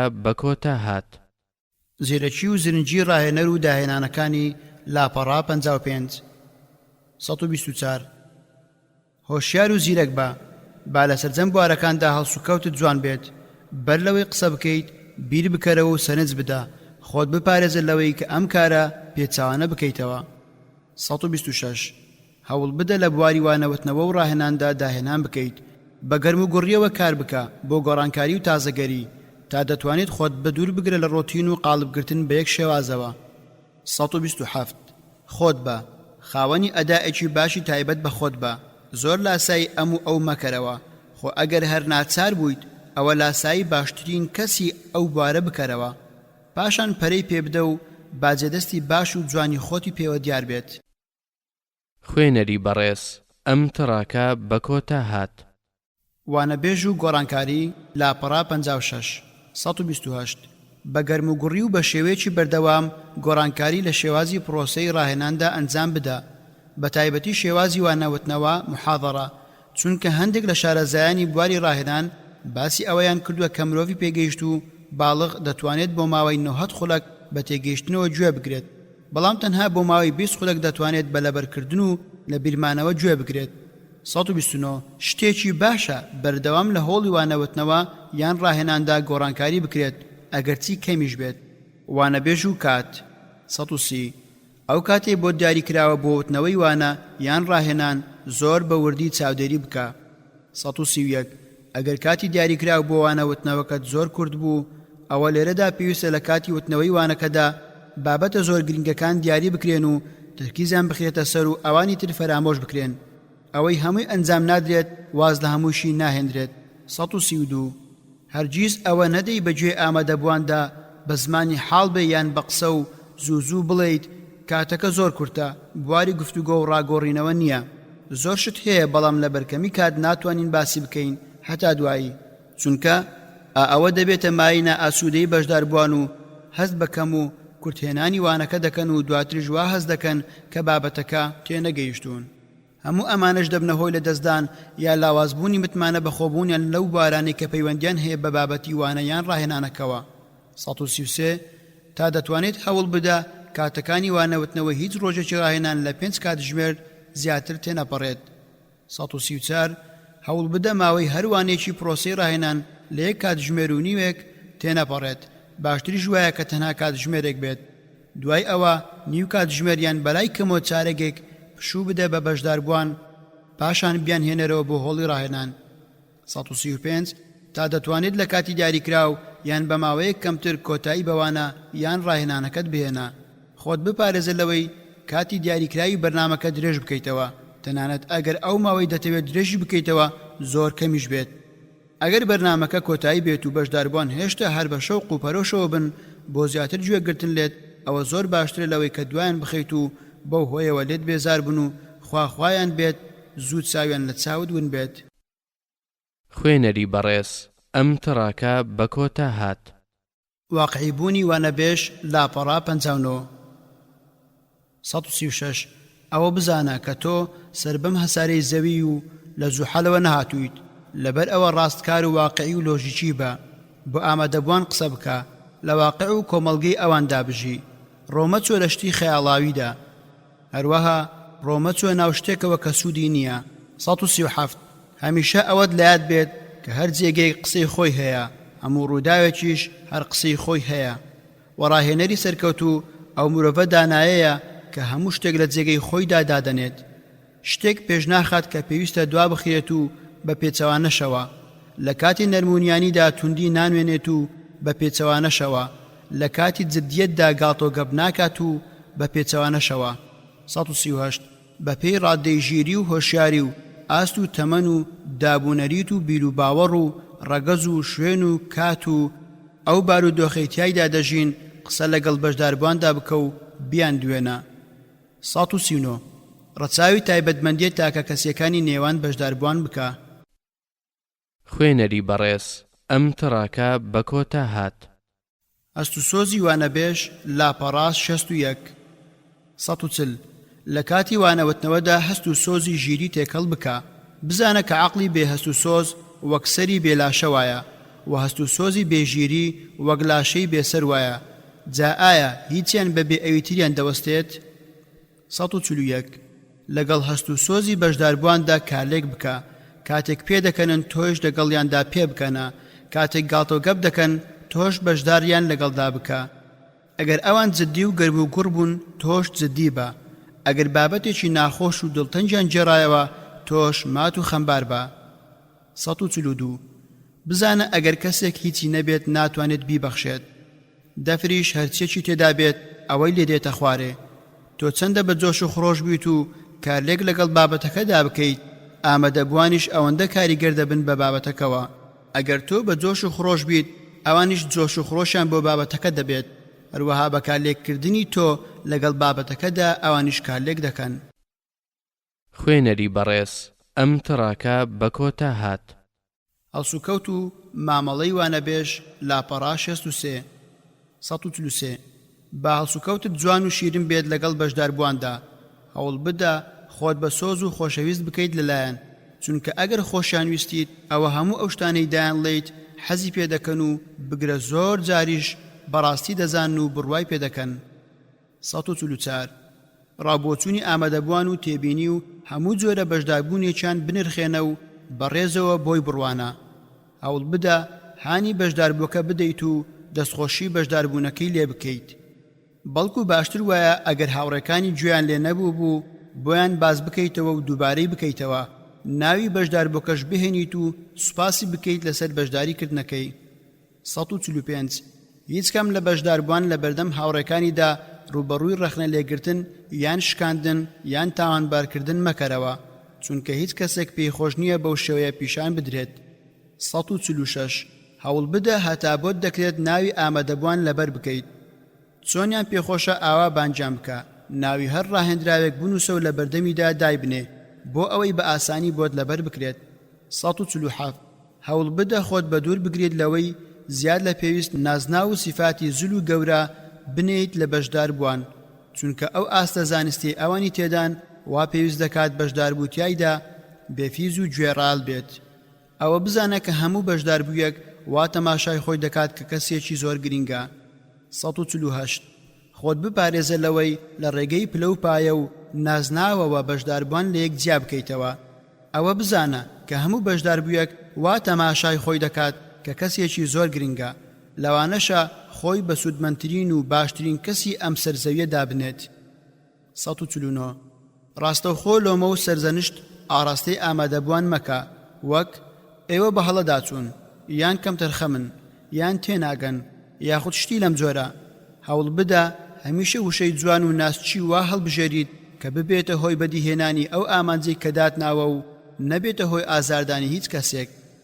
150 هەرگیز سەرجەنشت یان توندوتیژی دژی کەسێکی دیاریکراو بەکار مەهێنا، ڕاناوی کۆ یان نادیار بەکاربهێنا، وەک ئەوە چیە کەسانێک هەن وا دەکەن. 151 تووڕە مەبە، ئەگەر ناچار بە تووڕەبوونیش بوویت یان وایان لێ کردی تووڕە بیت، ئەوە ئامۆژگاری و ڕێنمایی دەکەین بەوەی تووڕە نەبیت. 152 خۆت بپارێزە لەوەی لەسەر ڕاستی یان چەوتی مجامەلەی بەشداربووان بکەیت. ئەگەر بەشدارێک هەڵەی کرد یان بۆ چوونێکی ناڕاستی باس کرد، ئەوە بە شێوەیەکی نەرمونیان وەڵامی بدەرەوە و ڕاستیەکەی بۆ ڕوون بکەرەوە و هەرگیز هەڵە قبول مەکە. 153 زۆر خۆت هەڵمەنێ و بە شان و باڵی خۆتدا هەڵمەدا. بزانە کە هەر کەسێک زیاد لەوەی کە هەیە باسی خۆی بکات، ئەوە خوا دەیگێڕێتەوە بۆ هەمان پێگە و جێگەی خۆی. وار کەس لەبەر خوا واز لە فیز و خۆ هەڵهێنان بێنێت، ئەوە خوا پلە و پایی بەرز دەکاتەوە. 154 لە یادت بێت تۆ لە سەربازگەی سەربازی دانیت کە سەربازەکان پرس و ڕایان پێناکرێت و گوێ لە بۆچوونیان ناگیرێت، بەڵکو تۆ لە هۆڵی وانەوتنەوە دایت. ئەگەر ئامادەبووان بیانەوێت هۆڵەکەت بۆ بەجێ بهێڵن، کەس ناتوانێت ڕێیان لێ بگرێت. لەبەر ئەوە وایان لێ بکە هەست بە ئازادی و ئاسوودەیی بکەن. ئەگەر توانیشت زیاد لە بژاردەیەکیان بخەیتە بەردەم، ئەوە بیکە. بۆ نمونە زیاد لە ڕاهێنانێک یان بابەتێکیان بخەیتە بەردەم بۆ گفتوگۆ و پاشان بواریان بدەیتێ بۆ ئەوەی یەکێکیان هەڵبژێرن. 155 بوار بۆ بەشداربووان بڕەخسێنە تاوەکو یەکتر بناسن و زانیاری و لێهاتوویەکانیان لەگەڵ یەکتریدا ئاڵوگۆڕ بکەن. 156 لەلایەک یارمەتی بەشداربووان بدە بۆ دروستکردنی پەیوەندی شەخسی و دۆستانە لە نێوان خۆیاندا و لە نێوان تۆ و ئەوانیشدا لەلایەکی ترەوە. لەبەر ئەوە تابۆت دەکرێت بەر لەوان لە هۆڵی وانەوتنەوەدا ئامادە بە و دوای ئەوانیش بچۆرە دەرێ و لە کاتی پشوداندا لەگەڵیان دانیشە و قسەی خۆش و دۆستانە بکەن بەیەکەوە. خۆت بپارێزە لە شێوازی قسەکردن و یەکسەر جێهێشتنی هۆڵ و ئامادەبووان، واتە هیت ئانڕەن. 157 کەسێکی ئەرێنی ئیجابی بە، سوور بە لەسەر ئەوەی گەشبین بیت و زاڵ بە بەسەر ڕەشبینیدا، وەک دەوترێت خۆت بپارێزە لەوەی کە بە چاویلکەی ڕەشەوە سەیری خەڵکی بکەیت. هەمیشە هەوڵ بدە بۆ هاندانی بەشداربووان و چاندنی تۆی بڕوا بەخۆبوون لە دەرونیاندا. زۆر باسی ئەزموونی کەسانی سەرکەوتویان بۆ بکە، چونکە ئەوە زۆر باشتر و پرسوودترە لە سلبی بوون و ڕەشبینی و زۆر باسکردنی نشستی ڕاهێنان. پێغەمبەری خوا صلی الله علیه وسلم هەمیشە گەشبین بوو، حەزی لە ناوی خۆش و جوان بوو. خوێنەری بەڕێز ئەم تڕاکە بە کۆتا هات. هەڵەو لە بیرچوونەوەی وانەبێژ لاپەڕا 68 158 ئەگەر هەندێک هەڵا یان کەم تەرخەمی دوور لە مەبەست ڕوویدا، بە تایبەتی ئەگەر ئاشکرا و بەرهەست مەلموس نەبوو، ئەوە پێویست بە پۆزش هێنانەوە ناکات، چونکە زۆربەی ئامادەبووان زۆر جار هەست بەو هەڵەیە ناکەن. خۆ ئەگەر هەندێکیشان دەرچیان بەو هەڵەیە کرد بێت، لەوانەیە کاریان تێنەکات. 159 ئەگەر لە کاتی قسەکردنتدا شتێکت بیرچوو، ئەوە باش وایە بە ئامادەبوانی نەڵێیت. هەروەک پێویستە لەسەرت بە خێرایی ڕەفتار بکەیت، وەک گۆڕینی ئاراستەی قسەکردنەکەت بە بارێکی تردا، یاخود پرسیار ئاراستەی بەشداربان بکەیت لەسەر ئەو بابەتە، یان هەوڵ بدەیت ئەو قسانەی کە پێشتر کردوتن ڕوونیان بکەیتەوە تاوەکو ئەوەی بیرت چووە یادت بێتەوە. خۆ ئەگەر وات کرد و هەر بیرت نەکەوتەوە، ئەوە واز لەو بابەتە بهێنە کە بیرت چۆتەوە و بچۆرە سەر بابەتی دوای ئەو. خوێنەری بەڕێز ئەم تڕاکە بە کۆتا هات. وانەبێژ و یەکلایکردنەوەی کارەکەی لاپەڕا 69. 160. هەوڵ بدە هەموو شتێک بە جوانی ڕوون بکەیتەوە و سەر لە بەشداربوو تێک نەدەیت تا بۆت دەکرێت وەڵامی هەموو ئەو پرسیارانە بدەرەوە کە خۆت یان بەشداربووان دەیکەن. ئەگەر بابەتێک خرایە ڕوو بۆ باس و خواست ئەوە تۆڕای خۆت زۆر بەڕوونی و دیاریکراوی بڵێ بە جۆرێک کەڵێڵ و ناڕوون نەبێت. خوێنەری بەڕێز ئەم تڕاکە بە کۆتا هات. خزمەتگوزاریەکانی وانەبێژ لاپەڕا 7. 161.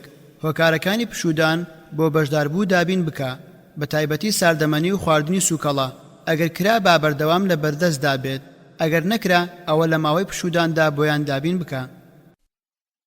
خوێنەری بەڕێز ئەم تڕاکە بە کۆتا هات. وانەبێژ و کۆنتڕۆڵکردن لاپەڕا 71. 162. لەبیرت بێت کە ڕاهێنرا و لای تۆ نەزیندانیە و نەقوتابیە لە قوتابخانەدا لەبەر ئەوە ئازادی خۆی بدەرێ بواری بدە با بجوڵێت بڕواتە دەرێ و بێتە ژوورێ ساردەمەنی بخوات بەڵام بەبێ زیادەڕەوی و بە جۆرێک کاریگەری خراپی نەبێت لەسەر بەرنامەکە. 163. ئامادەبوون و ئامادە نەبوونی بەشداربووان وەرگرە بەڵام زیادەڕەوی و توندوتیژی تێدا بەکارمەهێنە. خوێنەری بەڕێز ئەم تڕاکە بە کۆتا هات. وانەبێژ و ئەرکەکانی لاپەڕا 72. 164. بەشداربوو بە ئەرکی ماڵەوە شەکەت و ماندوو مەکە چونکە ئەو ئەرکە زۆر گرانە لەسەریان لەوانەیە بەو هۆیەشەوە ڕقیان لێت ببێتەوە یان بەهۆی ئەو کارەتەوە ڕقیان لە بەرنامەکە هەمووی هەستێت. 165. ئەو ئەرکانی ماڵەوە کە بۆ بەشداربووانی دیاری دەکەیت تا دەکرێت بە ئاسان و ساکار و سەرنجڕاکێش و هەستجوڵێن و بەچێژ بێت. خوێنەری بەڕێز ئەم تڕاکە بە کۆتا هات. وانەبێژ و کۆتایهێنانی کارەکەی لاپەڕا 73. 166. بزانە گرنگ لە هەموو کارێکدا کۆتاییەکەیەتی لەوانەیە کۆتایی بەرنامەکە هەموو ئەوانی پێشخۆی باش یان خراپ بکات لەبەر ئەوە با بەشی کۆتایی بابەتەکەت بەهێز و پوخت و کاریگەر بێت بۆ ئەوەی لە یادی بەشداربوواندا بمێنێتەوە و یادەوەریەکی جوان و دڵگیر لە دەرونی بەشداربوواندا بەجێ بهێڵیت. 167. لە کۆتایی ڕۆژی ڕاهێنانەکەدا گرنگترین ئەو بیرۆکە و بابەت و شارەزاییانەی کە لە ماوەی ئەو ڕۆژەدا تاوتوێ کراون بۆ ئامادەبووانی کورد بکەرەوە. 168. لە کۆتایی بەرنامەی ڕاهێنانەکەتدا گرنگترین ئەو بیرۆکە و بابەت و شارەزاییانەی کە لە ماوەی ئەو بەرنامەیەدا تاوتوێ کراون بۆ ئامادەبووانی کورد بکەرەوە. 169. باشوایە لە کۆتایی وانەکەدا چۆنیەتی سوودوەرگرتنی ئامادەبووان لە بابەتە پێشکەشکراوەکان و ڕێگاکانی پەیڕەوکردنی لە واقعی ژیانیاندا بە بیری ئامادەبووان بهێنرێتەوە. 170. دەتوانیت بە چیرۆکێکی سەرنجڕاکێش کۆتایی بە بەرنامەی ڕاهێنانەکە بهێنیت یان بە وتیەکی پڕواتە یان هۆدراوەیەکی کاریگەر یان وتیەکی بەسوود یان باسکردنی هەڵوێستێک کە لە بیری ئامادەبوواندا بمێنێتەوە. 171. ئەوە بزانە کە زۆربەی خەڵک حەز بە کۆتاییەکی خۆش دەکەن لەبەر ئەوە هەوڵ بدە کاتێک دوعاخوازی لە بەشداربووان دەکەی با دڵخۆش و دەم بە پێکەنین بن با ئەوە دوایەمین دیمەنی تۆ بێت لە یادەوەری ئەواندا هەروەها بۆ ئەوەی مشتاقی سەر لە نوێ دیتنەوەشت ببن. خوێنەری بەڕێز ئەم تڕاکە بە کۆتا هات. وانەبێژ و زمانی جەستە لاپەڕا 75. ئەلیف سەری وانەبێژ. 172. باەخ بدە بە ئەنجامدانی جوڵەی ئیجابی و هاندەرانە بەسەرت کەواتای ڕازیبوون و پشتیوانیکردن یان حەزکردنە لە گوێگرتن یان نیشاندانی ئەوەی کە تۆ تێدەگەیت و ئاگاد لە قسەکانە. شێوەی ئەم جوڵەیەش ئەوەیە کە لە سەرەوە بۆ خوارەوە لە خوارەوە بۆ سەرەوە سرت بجوڵێنیت. جوڵەی سلبی و نەشیا و بەسرت مەکە کە مانای ڕەفزکردن و ڕازی نەبوون یان حەز نەکردن لە گوێگرتن یان نیشاندانی ئەوەیە تۆ تێناگەیت لە بابەتەکە و لەگەڵیدا ناڕۆیت. شێوەی ئەم جوڵەیەش ئەوەیە کە لە ڕاستەوە بۆ چەپ و لە چەپەوە بۆ ڕاست سرت بجوڵێنیت. 173. ئەگەر ئەوەی بەشدار بوو ئەی خاتە ڕوو تۆ لەگەڵیدا نەبوویت و لایەنگیریت لێ نەکرد ئەوە باش وایە ئەگەر نەدەویت جوڵەی ئیجابی بەسرت بکەیت سرت نەجوڵێنیت. 174. زیادەڕەوی مەکە لە جوڵاندنی سەرتدا چونکە ئەوە کاری گەمژە و شێتەکانە. 175. با جوڵەی سرت بگونجێت لەگەڵ ئەو شەو دەستەواژانەی بەشداربوو دەیانڵێت. 177. با جوڵەی سرت بگونجێت لەگەڵ بارودۆخ و هەڵوێستەکەدا خۆش ناخۆش سەرزەنشت تووڕەیی ڕازیبوون هەتا دوایی. با چاوی وانەبێژ 178 چاوت بە هەموو لایەکدا بجێڕە سێری لای ڕاست و چەپ و پێشەوە و دواوەی دانیشتوان بکە هەرگیز نەکەی چاوت ببڕیتە یەک لاو لایەکانی دیکە پشتگوێ بخەی 179 بە خێرایی ئەملاو ئەولا بە چاوت مەکە 180 خۆت ڕابهێنە لەسەر سەیرکردنی چاوی بەشداربووان چونکە ئەوە دەبێتە مایکار لێکردن و تێکەڵبوونی بەشداربووان لەگەڵ بابەتەکەدا تا دەتوانی خۆت بە دوور بگرە لە زۆر سیرکردنی زەوی یان سەقف یان دیوار چونکە ئەو هەستە لای بەشداربووان دروست دەکات کە تۆش لەژاویت و متمانەت بە خۆت نییە یاخود شەرم دەکەیت و دەترسیت 181 قسەکانت ئاراستەی ئامادەبووان بکە نەوەک ئامێر یان شاشەی داتاشۆ 182 بۆ ماوەی دەچرکە زیاتر چاو هەڵمەگرە لەسەر ئەو کەسەی قسەت بۆ دەکات تا گوێی وانەبێژ 183 بۆ ئەوەی بەشداربووان جوان گوێت بۆ بگرن جوان گوێیان بۆ بگرە پێ دەمی وانەبێژ 184 قسە بیچێشە ئینجا بیوێژە چونکە چەندەها کوژراوی دەستی زمان هەن کە پاڵەوان و قارەمانەکان تۆقی بوون لە ڕوبەڕووبوونەوەیان هۆنەر دەڵێ زمانت بپارێزە و سڵ بکەرەوە لە وشەکانی چونکە مرۆڤ بەهۆی زمانەوە سەلامەت یان بە هیلاک دەچێت هەرچیەکە دوت بچێشە نەکەی زۆر بڵیت و لە هەموو شوێنێکدا وتار بدەیت و قسە بکەیت 185 زمان پاک بە خۆت بە دوور بگرێ لە بەکارهێنانی قسەی خراپ و بازاڕی چونکە خوا خراپە و خراپەکاری پێخۆش نییە پێشەوا شافعیش دەڵێت ئەگەر دەتەوێت بە سەلامەتی و دوور لە ئازار بژیت بەخت باش بیت و ناموست پارێزراو بیت ئەوە بە زمانت باسی عیبەی خەڵکی مەکە چونکە هەموو جانت عیبەیە و خەڵکیش زمانیان هەیە 186 خۆت بە دوور بگرێت لە بریندارکردن و قسەوتن بە دەستگا و کەسەکان و قراپەکردن لەگەڵ خەڵکیدا 187 هەندێک وشە هەیە زۆر دووبارەیان مەکەرەوە وەک بەڵێ ئۆکەی باشە لە ڕاستیدا لە واقعدا ئەم جۆرە وشانە 188 ئەگەر پێویستی کرد دەتوانیت هەندێک زاراوە وشەی بیانی بەکار بهێنیت بەڵام بەبێ زیادەڕەوی و زۆر لەخۆکردن چونکە زیادەڕەویکردن لە هەر کارێکدا بێت شتێکی نەخوازراوە بە تایبەتی کاتێک بەشداربووان ئەو زمانە باش نازانن یاخود ڕانە هاتوون لەسەر بیستنی ئەو جۆرە قسانە 189 زۆر مەڵێ وریا بە درێژدادڕی مەکە بە تایبەتی لە کاتی بەکارهێنانی شێوازی وانە محاضەڕەدا چونکە ئەوە دەبێتە هۆی شەکەتی و ماندووی بەشدار بوو هەروەها زۆر بڵێی هەندێک شتی گرنگ بیری مرۆڤ دەباتەوە 190 ئەگەر بە زمانی عەرەبی قسەت کرد ئەوە بە عەرەبیەکی پاراو بدوێ چونکە زمانی زانستە وریای ڕەفعکردنی مەفعول و نەسبکردنی مەجرور و جەڕکردنی فاعیل بە چونکە ئەگەر وات کرد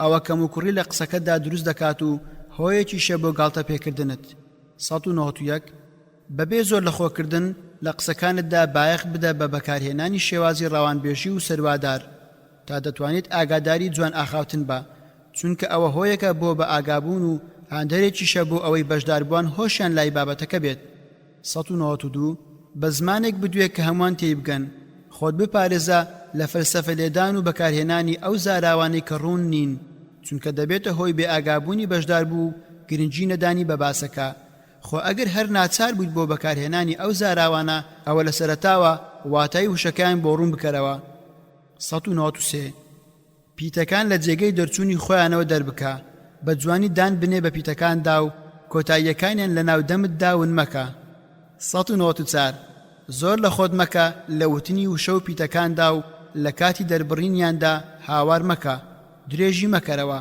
چونکە سروشتی ساغی مرۆڤ ئەوەی پێخۆش نییە و ئەو کەسێکی ئەو کارە دەکات کەسێکی ڕەزاتاڵ دەبێت 195 دوور بکرەوە لە وشە قوددان ونکردنی لە قوڕکدا یاخود وەستان لە کاتی قسەکردندا خۆت بە دوور بگرێت لەوەی لە سەرخۆ و هێواش و خاوخریچک بیت لە قسەکردندا چونکە ئەوە دەروون ماندوو دەکات و چاویش خەواڵوو دەکات وەک حەبی خەوە 196 با ئاسی دەنگل لەسەر یەک شێواز نەبێت بەڵکو هەندێک جار بەرزی بکەرەوە بە تایبەتی لە شوێن و جێگەی تند و جۆش و خڕۆشاویدا جارجارەش نزمی بکەرەوە بە تایبەتی لەو جێگایانەدا کە باسەکە باسی بابەتێکی نەرمونیان و سۆز و بەزەی ئامێزە 197 بە دەنگێکی ئاشکرا و بیسترا و مامناوەند قسە بکە نەهاوار بکە و نەبقی ڕێنە و نەئازاری گوێگری پێ بدە ئەوەندەش نزم قسە مەکە وەک ئەوەی لەگەڵ خۆت قسە بکەیت و ئامادەبوانی شەکەت و بێزار بکەیت 198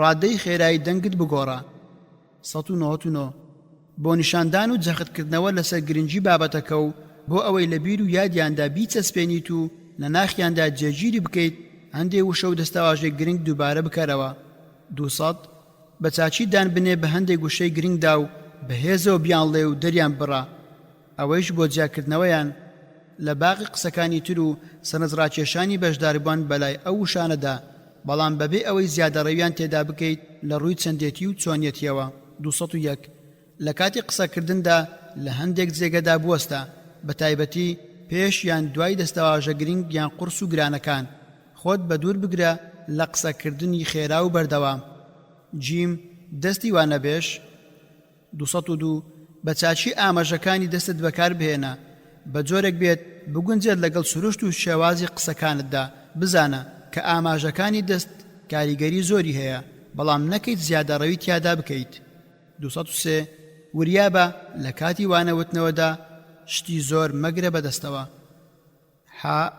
قاچی وانەبێش 204 لە هۆڵی ڕاهێناندا زۆر دامەنیشە بزانە کاتوچۆ و جوڵە دەبنە هۆی کارلێک و جموجۆڵ و بەشداربوانیش زیاتر حەزیان پێیەتی ئاساییە ئەگەر لەو کاتانەدا کە پێویست بەوەستان ناکات دابنیشیت وەک ئەو کاتێک کە سەیری فیلمێکی مەشقی دەکەن یاخود کاتێک یەکێک لە بەشداربووەکان راپۆرتێک پێشکەش دەکات یاخود کاتێک بەشداربووان سەرگەرمی وەڵامدانەوەی پرسیارن یان شتی تری لەم جۆرە 205 لە هۆڵی ڕاهێناندا زۆر هاتوچۆ و جومجۆڵ مەکە بە تایبەتی جوڵەی خێرا چونکە بەشداربوو شەکەت و ماندوو بێزار دەکات هەروەها هۆکارێکی شە بۆ ئەوەی ڕاهێنرا و سەرقاڵ بێت بە جومجۆڵەکانی تۆوە و بابەتی بەرنامەی ڕاهێنانەکەی بیر بەرێتەوە 206 بە جێگری ڕاوەستە سوور بە لەسەروەستان بە شێوەیەکی ڕێکوپێک خۆت بپارێزە لە جوڵەی بێمەبەست و زۆر چەمینەوە خوێنەری بەڕێز ئەم تڕاکە بە کۆتا هات جوڵەی وانەبێش لاپەڕا 84 207 وەک وانەبێش یان ڕاهێنەرێکی زرنگ و هۆشیار ئەرکەکەی خۆت بە ئەنجام بگەێنە بەڵام ئەوەندە خۆت شەکەت و ماندوو مەکە خۆت بپڕوکێنیت لەبیرت بێت باقسەکانت کورت و پوخت بن زۆر لە خۆت مەکە و ئاسانکار بە چونکە کورتی و پوختی قسە سوودی زۆریان تێدایە 208 خۆت بپارێزە لە ئەنجامدانی جموجۆڵی ساویلکانە و سەرنجڕاکێش 209 یەک جۆر جوڵە زۆر دووبارە مەکەرەوە 210 یاری بەجلەکانت مەکە خوێنەری بەڕێز ئەم تڕاکە بە کۆتا هات هەناسەدانەوەی وانەبێش لاپەڕا 85 211 خۆت فێری هونەری هەناسەدانەوە بکە بزانە کە هەناسەدانەوە لە کاتی قسەکردندا تینوتاو دەدات بەو قسەیە بەڵام هەناسەدانەوە بەرلەوتنی وتەکە وەرە گوێگر دەکات کە خۆی ئامادە بکات بۆ ئەو قسانەی کە دوای هەناسەدانەکەت دەتەوێت بیڵیت و سەرنجی ڕادەکێشێت هەروەها دانەوەی هەناسە دوایکردنی قسەکەش وا لە گوێگر دەکات بە قسەکە کاریگەر بێت و حەز بە گرنگەکەی بکات خوێنەری بەڕێز ئەم تڕاکە بە کۆتا هات تف و بەڵغەمی وانەبێش لاپەڕا 86 212 ئەگەر ناچار بە قودانی تف بوویت قوتی بدە بەڵام وریابە با لە پێش یان لە کاتی وەستانەکاندا بێت ئەوەندە زۆرش تف قودمەدا کە سەرنجی ئامادەبووان ڕابچێشیت هەروەها ئەگەر ناچار بوویت دەتوانیت تف و بەڵغەمیش بکەیتە ناو دەسڕێکەوە کە ئەمە زۆر باش و بەسووترە لە قودانی بەدەر لەمانەش خواردنەوەی بڕێکی کەم ئاو دەمپاک دەکاتەوە لە تف و بەڵغەم خوێنەری بەڕێز ئەم تڕاکە بە کۆتا هات دوای وانەوتنەوە و ڕاهێنان لاپەڕا 87 213 سوپاسی زۆری خوا بکە لەسەر ئەوەی یارمەتی دایت لە بەپایان گەیاندنی کارەکەتدا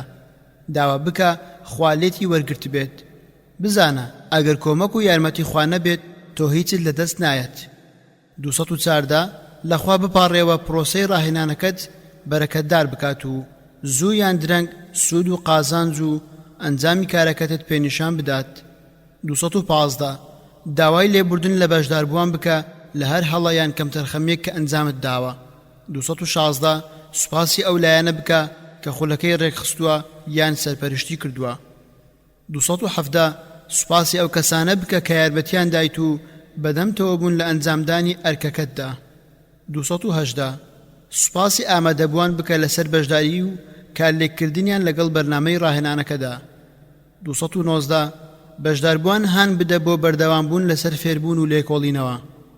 هەروەها هانیان بدە بۆ ئەوەی لەم بابەتەدا قوڵ ببنەوە و هەوڵی فێربوونی وردەکاریەکانی بدەن.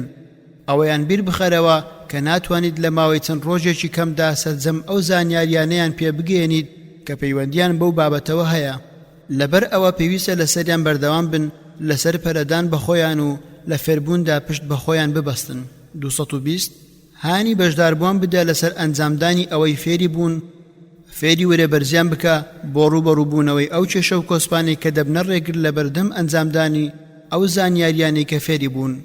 221 ئامادەباشی خۆت دەربڕە بۆ یارمەتیدان و پشتیوانیکردنی ڕاهێنراوان لە ڕوبەڕووبوونەوە و تێکشکاندنی ئەو کێشە و لەمپەرانەی دێتە بەردەمیان لە کاتی جێبەجێکردنی ئەو زانیاریانەی وەریان گرتووە ئەگەر توانیشت بیکە بەکردەوە. 222 حەز و ئارەزووی خۆت بۆ ئامادەبووان دەربڕە لە یارمەتیدانیان بۆ پەرەپێدانی بابەتی بەرنامەی ڕاهێنانەکە یاخود هەر بابەتێکی تر یاخود هەر پرس و ڕایەکی تر کە پێیان خۆشە بە تۆی بکەن. 223 سوور بە لەسەر هەڵسەنگاندنی زارەکی بەرنامەکە گوێ بگرە بۆ ڕاوسەرنج و پێشنیاری بەشداربووان ئەمەش دوای کۆتایی هاتنی بەرنامەی ڕاهێنانەکە.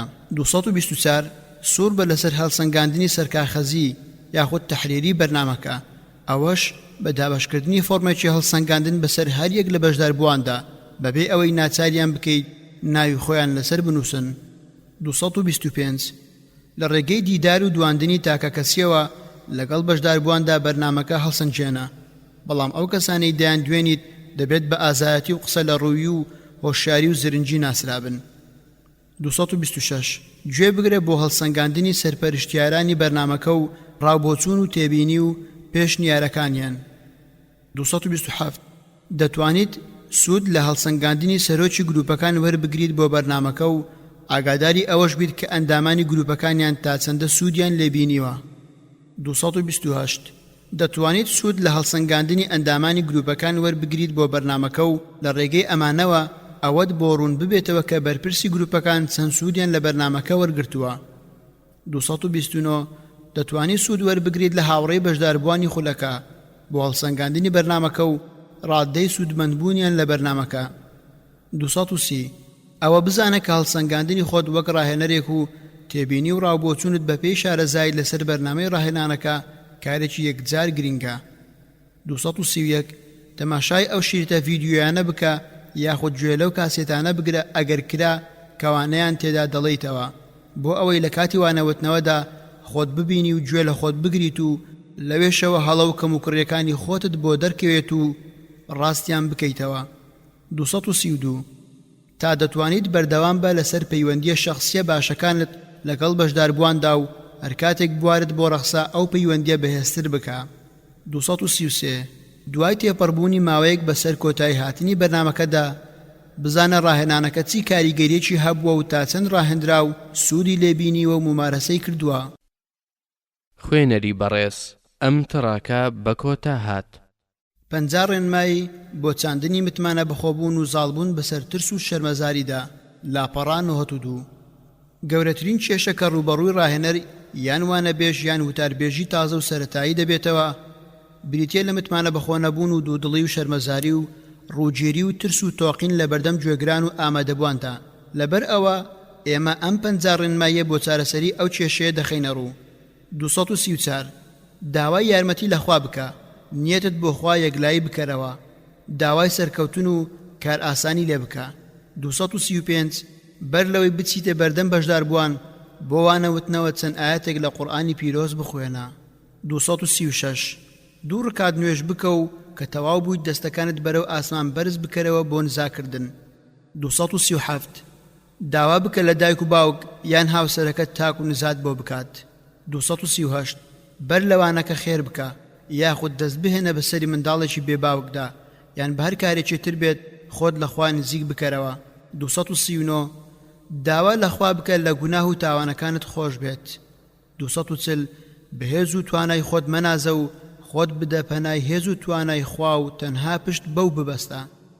241 زۆر چاک خۆت ئامادە بکە هەر شتێک پەیوەندی بە بابەتی بەرنامەکەەوە هەیە بیخوێنەرەوە. 242 دەتوانیت نەخشێکی زەینی و لۆجیکی بۆ خۆت بچێشیت. مایند ماپینگ واتە لە مێشکی خۆتدا بابەتەکە ڕێک بخە. 243 بابەتەکەت بە شێوەیەکی ڕوون و ئاشکرا و چاک ڕێک بخە بۆ ئەوەی بە ئاسانی بیرت بکەوێتەوە. 244 ئەو بیرۆکەی دەتەوێت باسی بکەیت بەر لەوەی بیڵێیت باش لێی تێبگە.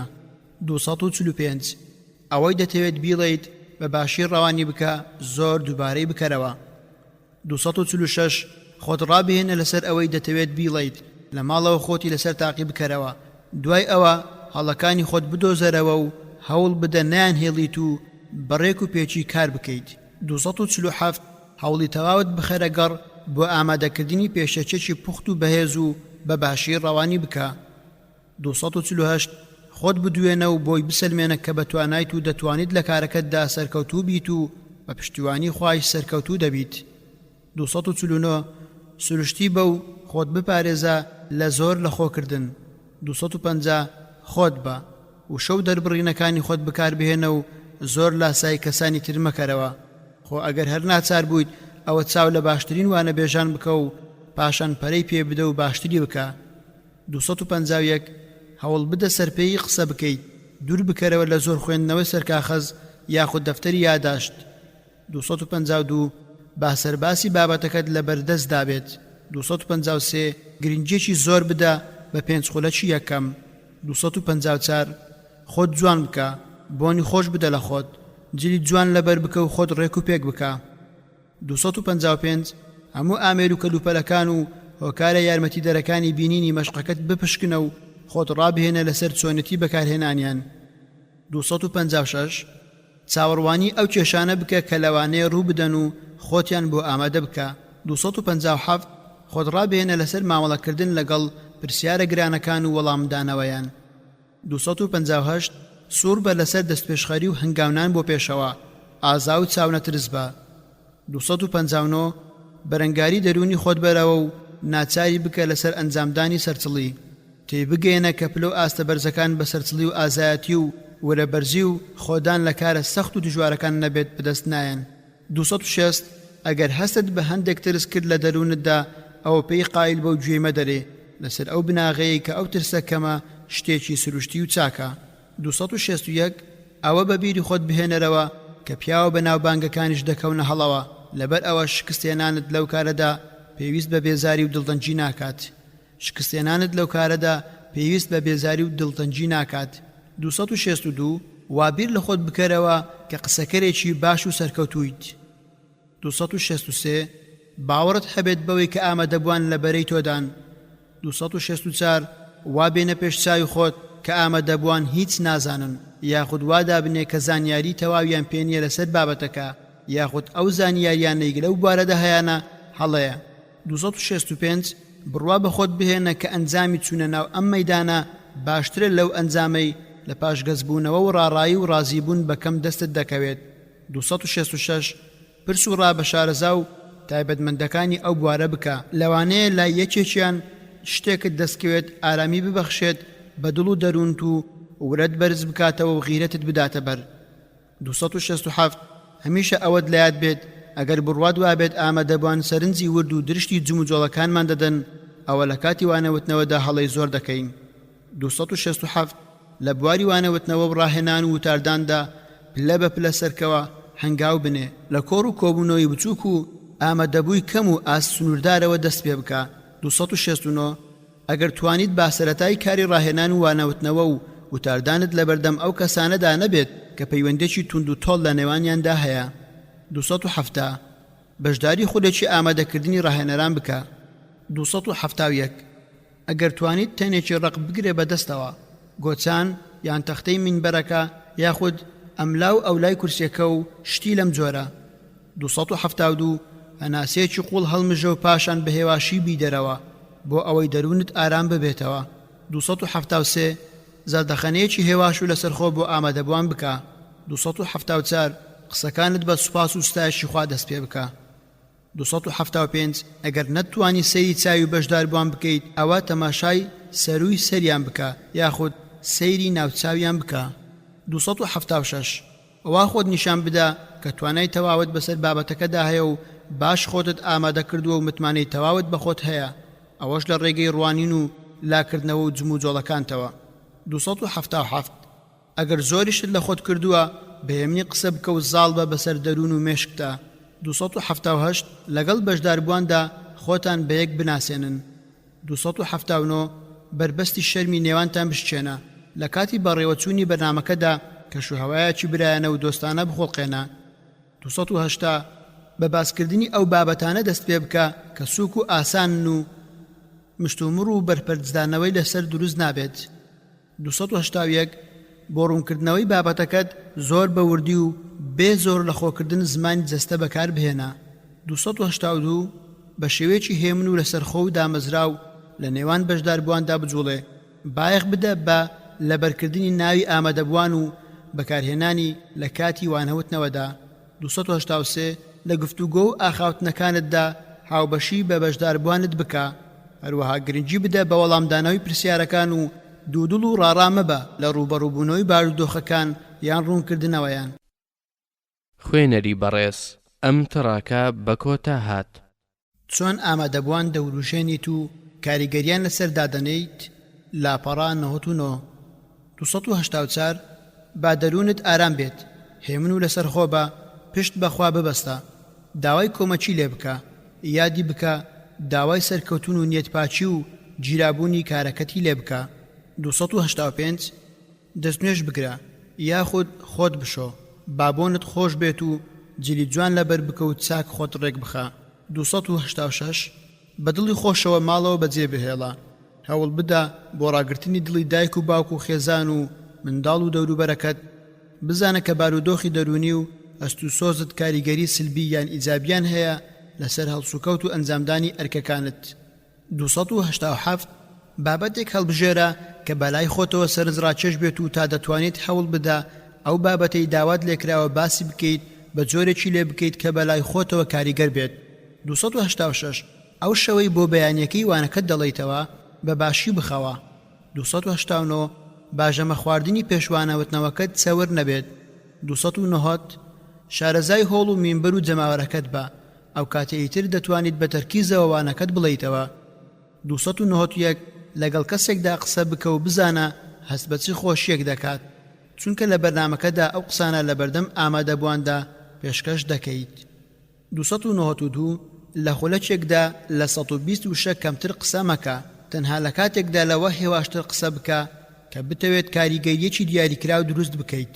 بزانە کە تێکڕای خێرایی قسەکردن لە خولەکێکدا 120 ئەو قسەکەرانەی کە زۆر کاریگەریان هەیە لەسەر گوێگرانیان ئەوانن کە تێکڕای خێرایی قسەکردنیان لە خولەکێکدا 200 ئەگەر بە خێرایی کەمتر لە 120 لە خولەکێکدا قسەت کرد ئەوە جەماوەر تەرکیزیان لەدەست دەدەن و بیر و هۆشیان پەرتەوازە دەبێت.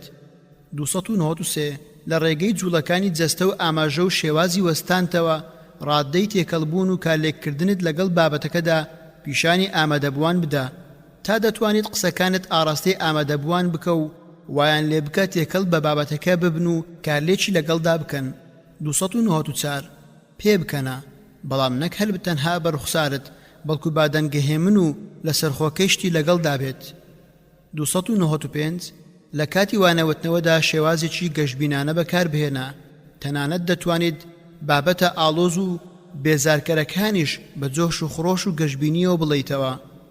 296 دەنگت بەکار بهێنە بۆ کارکردنە سەر گوێگران، بایەخ بدە بە گۆڕینی ئاوازی دەنگ و بەرزکردنەوە و نزمکردنەوەی دەنگت. با دەنگ بەرزکردنەوەکانت قایم و تون بن بۆ ئەوەی سەرنجی ئامادەبووان بۆ لای خۆت ڕابچێشیت، بەڵام لە بەشی کۆتای قسەکەتدا بە پێی ئەو شوێنەواری دەتەوێت لای بەشداربووان بەجێ بهێڵیت دەنگت نزم یان بەرز بکەرەوە. 297 پێشەچی قسەکانت زۆر بە باشی ڕەوان بکە بۆ ئەوەی کاتێک دەیانڵێیت ڕاستەوخۆسەی ئامادەبووان بکەیت. با لە شێوازی گایاندنتدا هەست بە متمانە و تام و چێش بکرێت، بەڕوانین و نیگای چاوەکانت دڵی ئامادەبووان داگیر بکە. 298 تەنها لە کاتی پێویستیدا بڵند گۆ بەکار بهێنە، ئەگەر ئامادەبوو لە 30 کەس کەمتر بوون و ژوورەکەش دەنگ بڕکرابوو ئەوە باشتر وایە دەنجی ئاسایی خۆت بەکار بهێنیت، خۆ ئەگەر بڵند گۆت بەکارهێنا ئەوە لە بڕی ئەوەی لە پشتی مێزەکەەوە وشک بوەستیت باشتر وایە مایکەکە بکەیت بە کراسەکەتەوە یاخود بیگریت بەدەستەوە. 299 بە شێوەیەکی ڕاست مایکەکە بەکار بهێنە، هەر لە دەستپێکی قسەکانتەوە پەلەپیتکەی پیادامە کێشە کاتێک لێی دوور دەکەویتەوە دەنگت وەک پێویست بەرز بکەرەوە کاتێک دەتەوێت خاڵێک بروژێنیت لای گوێگران لە مایکەکە نزیک بەرەوە و بە دەنگێکی نزم و لەسرە خۆت دەری ببڕە 300 لە مێزەکە دوور بکەرەوە بچۆ بەرەو لای ئامادەبوان ناو بەناو بربەستە مادیەکانی نێوان خۆت و ئامادەبوان بشێنە 301 بۆ ڕۆشتن لە بابەتێکەوە بۆ بابەتێکی تر شێوازی پێکەوە گرێدان بەکاربهێنە بۆ ئەنجامدانی ئەم کارەش دەتوانیت ئەو زاراوە وشە و دەستەواژانە بەکاربهێنیت کە لە کاتی وانەوتنەوەکەتدا یارمەتی دەدەن لە بیرۆکەیەکەوە بچیتە سەر بیرۆکەیەکی تر ئاسانترین ڕێگاش بۆ ئەنجامدانی ئەم کارە بریتە لە ژمارە بەندکردنی ئەو خاڵانەی باسییان دەکەیت بۆ نمونە خاڵ یەکەم خاڵی دووەم تاکو کۆتایی ڕێگەیەکی تریشیان ئەوەیە کە پرسیارێک بکەیت و پاشان هەر خۆت وەڵامی بدەیتەوە هەروەها دەتوانیت ڕستەیەک دووبارە بکەیتەوە کە پێشتر باست کردووە بەڵام ئەم جارە بە شێوەیەکی باشتر ڕوونی بکەرەوە ئەمە جگە لەوەی کە چەند دەستەواشەیەک هەیە زۆر بەباشی ئەم ئامانجە دەپێچێت وەک وێڕای ئەوەش لە سەرو ئەمەشەوە بە هەمان ڕێگە لەو کاتەدا بۆ ئەو مەبەستە لە ئەنجامدا تا دوایی هەوڵ بدە هەمویان بەکاربهێنیت چونکە زۆر بەکارهێنانی یەکێکیان بەتەنها ئامادەبوان بێزار و ماندوو دەکات 302 بۆ ئەوەی سەرنجی گوێگرەکانت ڕابکێشیت ناو بەناو هەندێک ڕستە یان دەستەواژە دووبارە بکەرەوە دەکرێت لە سەرەتای ڕستەیەکی یەک لە دوای یەکدا دووبارەکردنەوە بەکاربهێنیت وەک کە منداڵ بووم وەک منداڵی قسەم دەکرد وەک منداڵش لە شتەکان تێدەگەیشتم وەک منداڵش بیرم دەکردەوە 303 بەکارهێنانی ڕستەی دژیەک و پێچەوانە کاریگەریەکی گەورە و بێسنووری هەیە لەسەر گوێگرەکانت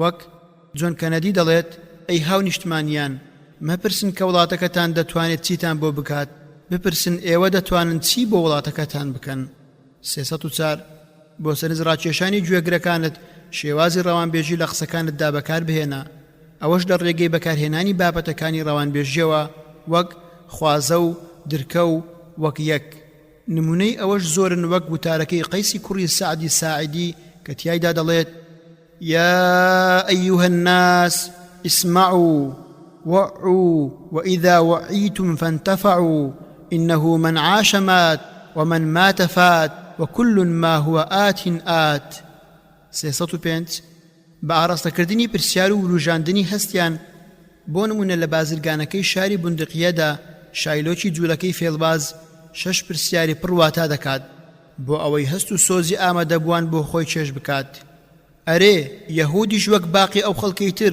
دوو چاو و دوو گوێی نییە هەست و هۆش و سۆزی نییە ئەگەر لێمان بدەن وەک باقی مرۆڤەکانی تر فرمێسک لە چاوەکانمانەوە جۆگە لە نابەستێت ئەگەر بمان خەنە پێکەنین ئایا پێناکەنین ئەگەر دەرمان خواردمان بکەن ئایا نامرین ئەی ئەگەر خراپەمان لەگەڵدا بکەن ئایا مافی خۆمان نەتۆڵە بکەینەوە 306 شێوازی لێکچوون بەکاربهێنە نمونە بەو دیمەنانە بهێنەرەوە کە لای خەڵک زۆر ڕوونن وەک ئەوەی بڵێیت پێویستە بە چاوی ئەو یاریزانەوە تەماشای فەرمانبەرانی سکرتاریەت بکەن کە تۆ پێش دەخات بۆ هێرشبەران بۆ ئەوەی گۆڵی پێ بکەن 307 لەگەڵ ئامادەبوواندا بە دەستەواژەی سیانی قسەکانت دەست پێ بکە بزانە کە بە دوای یەکتردا هاتنی سێ بیرۆکە هەمیشە بەهێزترە لە بە دوای یەکدا هاتنی دوو بیرۆکە بۆ نمونە ژیان ئازادی گەڕان بە دوای سەعادەتدا یان ئەرک ئابڕوو نیشتیمان یاخود سامان گەورەی و پلەپایە دەسەڵات خوێنەری بەڕێز ئەم تڕاکە بە کۆتا هات چۆن وا دەکەیت پێشەچێکەت سەرنجڕاکێش و کاریگەر بێت لاپەڕا 106 ئەگەر ویستت پێشەچێکەت سەرنجڕاکێش و هەست بزوێن و کاریگەر بێت ئەوە لە بیرت بێت کەوا بە شێوەیەک یان زیاتر لە شێوەیەکی سوپاس و ستایشکردنی خوا کە لە خوارەوە باسی دەکەین دەست پێ بکە بەڕەچاوکردنی ئەو تێبینیانەی کە لە دواییدا باسییان دەکەین 308 ئاەتێکی قورئانی پیرۆز بخوێنە پاشان شی بکەرەوە و بیبەستەرەوە بە واقیعەوە 309 فەرمودێک لە فەرمودەکانی پێغەمبەر صلی الله علیه وسلم باز بکە 310 پرسیارێکی سەیر 311 چیرۆکێکی کاریگەر 312 هەڵوێستێکی هەست بزوێن 313 هەواڵێکی گرنگ 314 هۆندراوەیەکی جوان 315 ئەزمون و بەسەرهاتێکی خۆت 316 دیمەنی وێنەیەکی ڕاستەقینە 317 نمایشکردنی شریتێکی ڤیدیۆیی 318 ڕاهێنانێکی هاندەرانە 319 وێنەیەکی واتادار 320 بەکارهێنانی شێوازی ڕاچەناندن بە هەشتێکی کتوپڕ و چاوەڕوان نەکراو 321 زانینی پێشبینیەکانی ئامادەبووان 322 ڕوونکردنەوەی خاڵە سەرەکیەکانی بابەت یان بەرنامەکە یان وانەکە 323 ڕوونکردنەوەی گرنگی و سوود و قازانجەکانی بابەت یان بەرنامەکە 324 هەوڵدانی تەواو بۆ پێشکەشکردنی پێشەکێکی بەهێز و کورت و پوخت 325 بەخێرهێنانی ئامادەبووان و نزاکردن بۆیان 326 خۆ بە دوورگرتن لەوەی پێشەکی و سەرەتای بابەتەکەت سلبی یان ڕەشبینانە یان ڕەخنەگرانە بێت 327 بەستنەوەی پێشەکی بە بابەتەکەوە 328 وەستان لە شوێنێکی ئاشکرا و دیاردا بۆ ئەوەی هەموو ئامادەبووان بتوانن بتبینن 329 دەستپێکردن بە دەنگێکی هێمن و بەهێز و ڕوون 330 نیشاندانی متمانە و ئامادەباشی دەرونی و مادی تەنانەت ئەگەر لە ڕاستیش داوانە بێت و ڕاهێنەر خۆی وانیشان بدات خوێنەری بەڕێز ئەم تڕاکە بە کۆتا هات چۆن وا دەکەیت دەنگت خۆش و باش بێت لاپەڕا 109 331 دەنگت تۆمار بکە بە شێوەیەکی بابەتیانە گوێ لە خۆت بگرا و هەوڵ بدە زیاد لە ئاستێکی دەنجی تاقی بکەیتەوە بە خێرایی دەنجی جۆرا-جۆر قسەکردنەکانت تاقی بکەرەوە و ڕاهێنانیان لەسەر بکە بەهێزی دەنگت یەکێکە لەو خاڵە گرنگانەی کە دەبێت ڕاهێنانی لەسەر بکەیت پێویستە دەنگت بەرز و نزم بکەیتەوە بۆ ئەوەی بتوانیت دەست بگریت بەسەر جۆرا-جۆری هێزی دەنگەکاندا 332 هەوڵ بدە بە خێرایی کەمتر لە 90 وشە لە خولەکێکدا قسە نەکەیت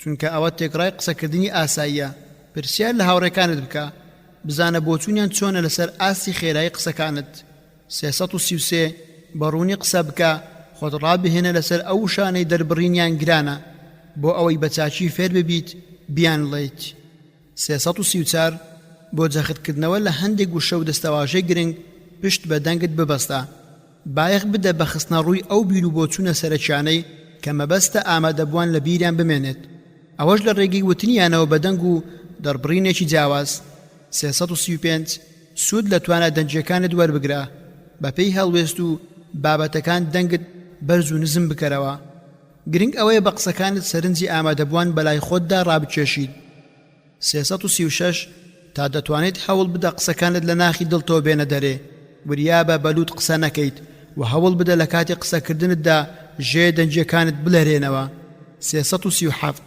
پرسیار لە دۆست و نزیکەکانت بکە ئایا لە دەنگتدا هەست بە هیچ نامۆی و بێزاریەک دەکەن باشتر وایە خۆت بە دوای ئەو دەنگە نامۆ و بێزارکەرانەدا بگەڕێیت هەروەها ئامۆژگاریت دەکەین بەوەی کە گوێت شلکەیت بۆ بیستنی دەنجی خۆت کە لەوانەیە شتی چاوەڕوان نەکراو ببیستی 338 بایەخ بدە بە دەنگت و چاودێری بکە چونکە دەنجی ماندوو شەکەت پێویستی بە پشودان و قوڕک تەرکردن هەیە پێویستە ئاوی گەرم بخۆیتەوە یاخود چەندەن چێک مێوش بجویت خوێنەری بەڕێز ئەم تڕاکە بە کۆتا هات چۆن کاتی وانەکەت ڕێک دەخەیت لاپەڕا 111 بۆ ئەوەی بەوردی کاتی وانەکەت ڕێک بخەیت و بەهادارترین شتی مرۆڤ کە کاتە بپارێزیت ڕێنمایت دەکەین بۆ ڕەچاوکردنی ئەم خاڵانەی خوارەوە 339 هەستکردن بە گرنگی کات و ئاگادارکردنەوەی بەشداربووان لێی 340 بەچاچی ئاگاد لە کاتی تەرخانکراوی وانە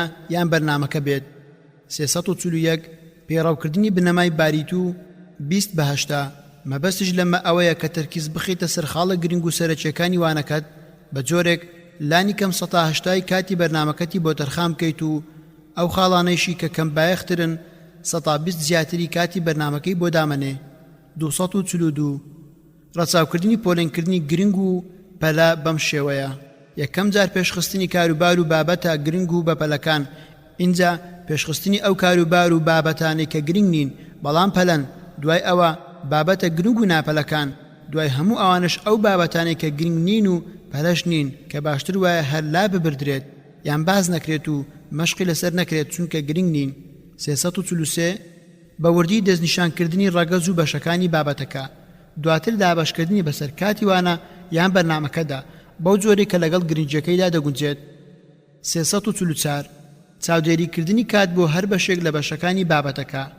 345 زیادەڕەوی مەکە لە بەڵگە و نمونەهێنانەوە بۆ ئەو بیرروڕایانەی دەیان خەیتە ڕوو. 346 لەسەر حیسابی بەشەکانی دیکەی بابەتەکەت ڕۆمەچۆرە ناو درێژەی هەندێک بابەتی لاوەچێوە. 347 کاتێک سەرپێی و بێکاخەز قسە دەکەیت وریابە لە بابەت لا نەدەیت. 348 ئەو گفتوگۆیانەی ڕوودەدەن خۆت بە ڕێوەیان بەرە، ڕێگەی ئاراستەکردنی و ڕێگەگرتن لەوەی بەشداربوون کاتی پێوە بکوژن بە کۆمەڵە قسەی دوور لە بابەتەکە یاخود قسەی لاوەچی یان جێرە شێوێنی یاخود شتی لەم جۆرە. 349 خۆت بپارێزە لە قسەی بە پێچ و پەناو بێجێ. 350 لە زەیندا بابەتەکە ڕیز بکە التەرتیب الذهنی بۆ ئەوەی وانە بێژ دەست بگرێت بەسەر کاتەکەدا و لەناو پێچ و پەناکانی بابەتەکەدا ون نەبێت. 351 هەڵسو کەوتکردن لەگەڵ ئەو کەسانەدا کە کات دەکوژن بەوەی کە مۆڵەتیان نەدەیت دەست بگرن بەسەروانە یان بەرنامەکەدا و کاتت لێ بگرن. 352 هەڵواسینی کاتژمێرێک بە دیواری بەرامبەر ڕاهێنەر. ئەگەر ئەوەش نەدەکرا ئەوە باڕاهێنەر کاتژمێرەکەی دەستی لە بەردەمیدا دابنێت. 353 دەستکردن بە بابەتەکە لە کاتی خۆیدا و کۆتایی پێهێنانیشی لە کاتی خۆیدا. خوێنەری بەڕێز ئەم تڕاکە بە کۆتا هات.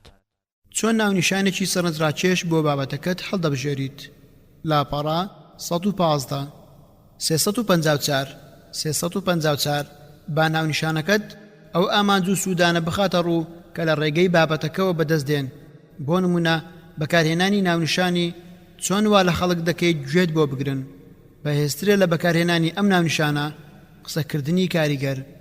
ئەو ناونیشانانەی کە بە چۆن دەست پێ دەکەن بیدۆکەیەکی ڕوون و چاچی وەها لای گوێ گرگەڵاڵە دەکەن کە دەکرێت سوودی لێوەرگرن. 355 بۆ سەرنجڕاکێشان ژمارە بەکاربهێنە. بۆ نمونە ئەگەر ئەم ناونیشانە بەکاربهێنیت 4 نهێنیەکەی سەرکردایەتی کردن، ئەوە زۆر سەرنجڕاکێشترە لەوەی کە تەنها نهێنیەکانی سەرکردایەتی کردن بکەیت بە ناونیشانی بابەتەکەت. 356 ناونیشانی کورت و لاوەچی بەکاربهێنە بۆ ئەوەی وێنەیەکی ڕوون و کاریگەری بابەتەکە لای گوێگران دروست بکات. بۆ نمونە ئەگەر ئەم ناونیشانە بەکاربهێنیت ڕخنە و پیا هەڵدان کەی و چۆن ئەنجامی دەدەیت. بەهێزترە لەوەی تەنها بە ڕخنە و پیا هەڵدان واز بهێنیت. 357 ناونیشانی بابەتەکانت درێژ بکەرەوە بۆ ئەوەی کاریگەرتر بن. بۆ نمونە دەتوانین ناونیشانێکی وەک پەیوەندیە گرنگەکانت بە شێوەیەکی سەرنجڕاکێش درێژ بکەینەوە بۆ چۆن هەوڵ و ماندووبوونێکی زیاتر دەخەیتە گەڕ بۆ ئەوەی سوودی زیاتر بەدەست بخەیت لە پەیوەندیە گرنگەکانتدا. 358 کەشوهەوایەکی تەموو مژاوی دروست بکە چونکە یەکێک لەو شێوازانەی دەتوانیت بەکاری بهێنیت بۆ زیاتر دەرخستنی گرنگی بابەتەکەت ئەوەیە کە گوێگران لە دۆخێکدا بەجێ بهێڵیت کە مەبەستی پشت قسەکەت لێک بدەنەوە. 359 لە وتارەکەتدا ڕستەیەک هەڵبژێرە و بیکە بە ناونیشان بۆی چونکە هەردەبێت لە قسەکانتدا ڕستەیەکی پڕواتە یان گرنگی وا هەبێت کە دەست بدات بۆ ئەوەی ببێتە ناونیشانی بابەتەکەت. ئەو ڕستەیە بەکاربهێنە چونکە جەماوەر باشتر بیریان دەمێنێت. 360 با ناونیشانەکەت لەسەر شێوەی پرسیار بێت چونکە خۆلادان لە پرسیار هەروە ئاسان نییە. ئەو ناونیشانەی کە شێوازی بڕیاردانیان تێدایە بیان گۆڕە بۆ پرسیار. ئەمە دەبێتە هۆی ئەوەی ئەوانەی گوێیان لە پرسیارەکەت دەبێت هەوڵ بدەن بیر لە دۆزینەوەی وەڵامەکەی بکەنەوە و ئەوەش ڕایان دەچێشێت بەرەو بابەتی وتارەکەت. بۆ نمونە دەکرێت ناونیشانێکی وەک جەنگ دژی ماددە بێهۆشکەرەکان بگۆڕین بۆ چێ جەنگ دژی ماددە بێهۆشکەرەکان دەباتەوە. 361 وشە و دەستەواژەی بەهێز بەکاربهێنە. هەندێک وشە هەن لە کاتی بەکارهێنانیان لە ناونیشاندا زۆر سەرنجڕاکێشن وەک تۆ، چۆن، نوێ، چێ، ئازاد، ئێستا، لە پڕێکدا، سەراسیمە، هێز، نهێنیەکان، کاریگەر، بەرەنگاری هەتا دوایی. خوێنەری بەڕێز ئەم تڕاکە بە کۆتا هات. چۆن بابەتێکی زانستی ئامادە دەکەیت. لاپەڕا 118 بۆ ئامادەکردنی بابەتێکی زانستی تازە و بە سوودی ئەوتۆ کە ئامانج و خواست و پێویستیەکانی بەشداربوون بهێنێتە دی ڕێنمایی ڕاهێنەر یاخود وانە بێژ دەکەین بۆ ڕەچاوکردنی ئەم خاڵانەی خوارەوە. 362 بابەت دەستنیشان بکە. 363 پێویستیەکانی ڕاهێنانی ئەوانەی بەشداری خولەکە دەکەن دیاری بکە. 364 ئامانج و ئەولەویاتی کارەکەت دیاری بکە. 365 گرنگی زۆر بدە بە هەڵبژاردننی ناوی بەرنامە یان وانەکەت بە شێوەیەکی ورد و بە جۆرێک ناوێکی گونجاو و سەرنجڕاکێش بێت. 366 بیر بکەرەوە و دیقەت بدە لە گرنگترینی ئەو بابەت و ڕەهەند و خاڵانەی کە دەکرێت لە بابەتەکەتدا هەبێت و لە ڕژنووسێکدا تۆماریان بکە. 367 بگەڕێ بە دوای ئەو سەرچاوە کوردی و عەرەبی و بیانیانەدا پەڕاو لێکۆڵینەوە ڕۆژنامە هەتا دوای کە لەسەر ئەو بابەتەدا نووسراون. 368 ئەو ئامار و زانیاری و ژمارە نوێیانە پەیدا بکە کە پشتگیری بابەتەکە دەکەن. 369 چاوێکی گشتی و خێرا بخشێنەرەوە بەو سەرچاوانەدا کە لە پێشەوە باسمان کردن، کامیان بێسوود بوو لای بدە. 370 پرس و ڕا بە تایبەتمەندانی ئەو بوارە بکە و گوێ بگرە بۆ ڕاو بۆ چوون و ڕێنماییەکانیان. 371 نەخشەیەکی سەرەتایی گشتی بۆ ماددە زانستیەکەت دابنێ. 372 بزانە کە بۆ نووسینی ماددەیەکی زانستی زیاد لە ڕێگەیەک هەیە لەوانە: یەکەم لە سەرەتاوە خوێندنەوەی سەرجەم سەرچاوەکان، پاشان بیرکردنەوە لە پۆلێنێکی دیاریکراو بۆ ماددە زانستیەکە، دوای ئەوە نووسینی ماددەکە بە پێی بیرروڕاو تێڕوانینی نووسەر. دووەم خوێندنەوەی هەموو سەرچاوەکان لە کاتی خوێندنەوەدا لێکۆڵەر تێبینیەکانی لەسەر کۆمەڵی کاغەزی بچووک تۆمار دەکات. دوای تەوابوون لە خوێندنەوە بە سوودوەرگرتن لەو تێبینیانی تۆماری کردوون هەڵدەستێت بە پۆلێنکردن و نووسینی ماددە زانستیەکە. پێدەچێت ئەم ڕێگەیە زۆر باشتر بێت لە ڕێگەی یەکەم و کات و هەوڵی کەمتریشی دەوێت. سێیەم خوێندنەوەی ستونی بەشێک لە بەشەکانی ماددە زانستیەکە و پاشان نووسینی هەر شتێک کە پەیوەندی بەو بەشەوە هەبێت، پاشان چوونە سەر بەشێکی تر و بەم جۆرە بۆ نمونە لێکۆڵەر هەڵدەستێت بە پۆلێنکردنی بابەتە زانستیەکە بۆ ژمارەیەک خاڵ و بابەتی زۆر. دوای ئەوە یەک بابەت وەردەگرێت، با بڵێین بابەتی دیاریکردنی ئامانج، هەرچی هەیە لەسەری دەیخوێنێتەوە، هەرچێکی بەدڵ بێت لەوەی خوێندوویەتیەوە هەڵی دەبژێرێت و ڕاوبۆچوونی خۆی لەسەر تۆمار دەکات. پاشان دەچێتە سەر بەش یان بابەتێکی دیکە و بە هەمان شێوە بە وردی دەیخوێنێتەوە و هەرچی ئارەزووی لێبێت و پەیوەندی بەو بەشەوە هەبێت دەینووسێت. دوای ئەوە دەچێتە سەر بەشێکی تر و بەو جۆرە تا کۆتایی. چوارەم نووسین بەر لە خوێندنەوە، بەوەی کە لێکۆڵەر بەر لەوەی هیچ بخوێنێتەوە ئەزمون و ڕاوبۆچوونەکانی خۆی لەسەر بابەتەکە دەنووسێت. اینجا بە شێوەیەکی ئاسۆیی یان ستونی سەرچاوەکان دەخوێنێتەوە و لە نێوان ئەو ڕاوبۆچوونانەی ناویاندا ویستی لە ڕاوبۆچوون و ئەزمونی هەر کامیان بێت بۆ بابەتەکەی خۆی زیاد دەکات. 373 بابەتە زانستیەکە بە نمونە و بەڵگە و ئاەت و فەرموودە و چیرۆک و قسەی خۆش و وتەی ناوداران بڕازێنەوە. 374 هەتا دەتوانیت و بۆت دەکرێت هەوڵ بدە شتی تازە و سرنجڕاکێش و وروژێنەر بۆ بابەتە زانستیەکەت پەیدا بکە. 375 پێشەچێکی تایبەت و زۆر باش و کۆتاییەکی کاریگەر بۆ بابەتەکەت دابنێ. 376 تا دەتوانیت بابەتە زانستیەکە ببەستەرەوە بە واقعەوە. ئەگەر توانیت ماددە زانستیەکە لە کۆمەڵێک دەستاواژەی کورت و خوددا کۆ بکەرەوە و لە سەرەتا یان کۆتایی لێکۆڵینەوەکەتدا دایان بنێ. 378 دوای نووسین و چاپکردنی زۆر بە وردی بابەتە زانستیەکە بخوێنەرەوە و پاکنووس و هەڵەچنی بکە. ئەوەی دووبارەیە لێی لابەرە، ئەوەی دوور و درێژە و پێویست بە کورتکردنەوە دەکات کورتی بکەرەوە، ئەوەشی پێویست بە درێژکردنەوە و زیاد لەسەر نووسین دەکات زیاتری لەسەر بنووسە. 379 بابەتە زانستیەکە بە شێوەیەکی منطقی و یەک لە دوای یەک ڕێک بخە. 380 بابەتە زانستیەکە پیشانی هەڵەچنێکی زمانەوانی بدە. 381 ماددە زانستیەکە پیشانی هەندێک کەسی تایبەتمەندی ئەو بوارە بدە بۆ ئەوەی پیایدا بچنەوە بایەخی تەواو بدە بە تێبینی و ڕاوبۆچوون و ڕێنماییەکان. خوێنەری بەڕێز ئەم تڕاکە بە کۆتا هات. چۆن ئەولەویاتت دیاری دەکەیت و بیرۆکە و زانیاریەکانت ڕێک دەخەیت. لاپەڕا 123 ئەگەر ویستت ئەولەویاتەکانت دیاری بکەیت و بیرۆکە و زانیاریەکانت ڕێک بخەیت، ئەوە باش وایە ڕەچاوی ئەم خاڵانە بکەیت. 382 بزانە پێویستیە سەرەکیەکانی بەشداربووان چین. 383 ئەو ئامانج و مەبەستانەی دەتەوێت بیان هێنیتە دی دەستنیشانیان بکە. 384 زۆر چاک خۆت بۆ وانەکە ئامادە بکە و ئەو خاڵ و ڕەگەزانەی کە لە بابەتەکەدا بەهێزی و یەکلایی کەرەوەن بەباشی بیانزانە. 385 بنەمای بریت و 20 بە 80 پەیڕەو بکە کە لە پێشەوە باسمان کرد. 386 زۆر بایەخ بدە بە ڕەچاوکردنی خشتەی پۆلێنکردنی بابەتەکان بۆ گرنگ و پەلە کە لە پێشەوە باسمان کرد. 387 هەموو بیرۆکەیەک ببەستەرەوە بە بیرۆکەکەی پێش و پاشی خۆیەوە.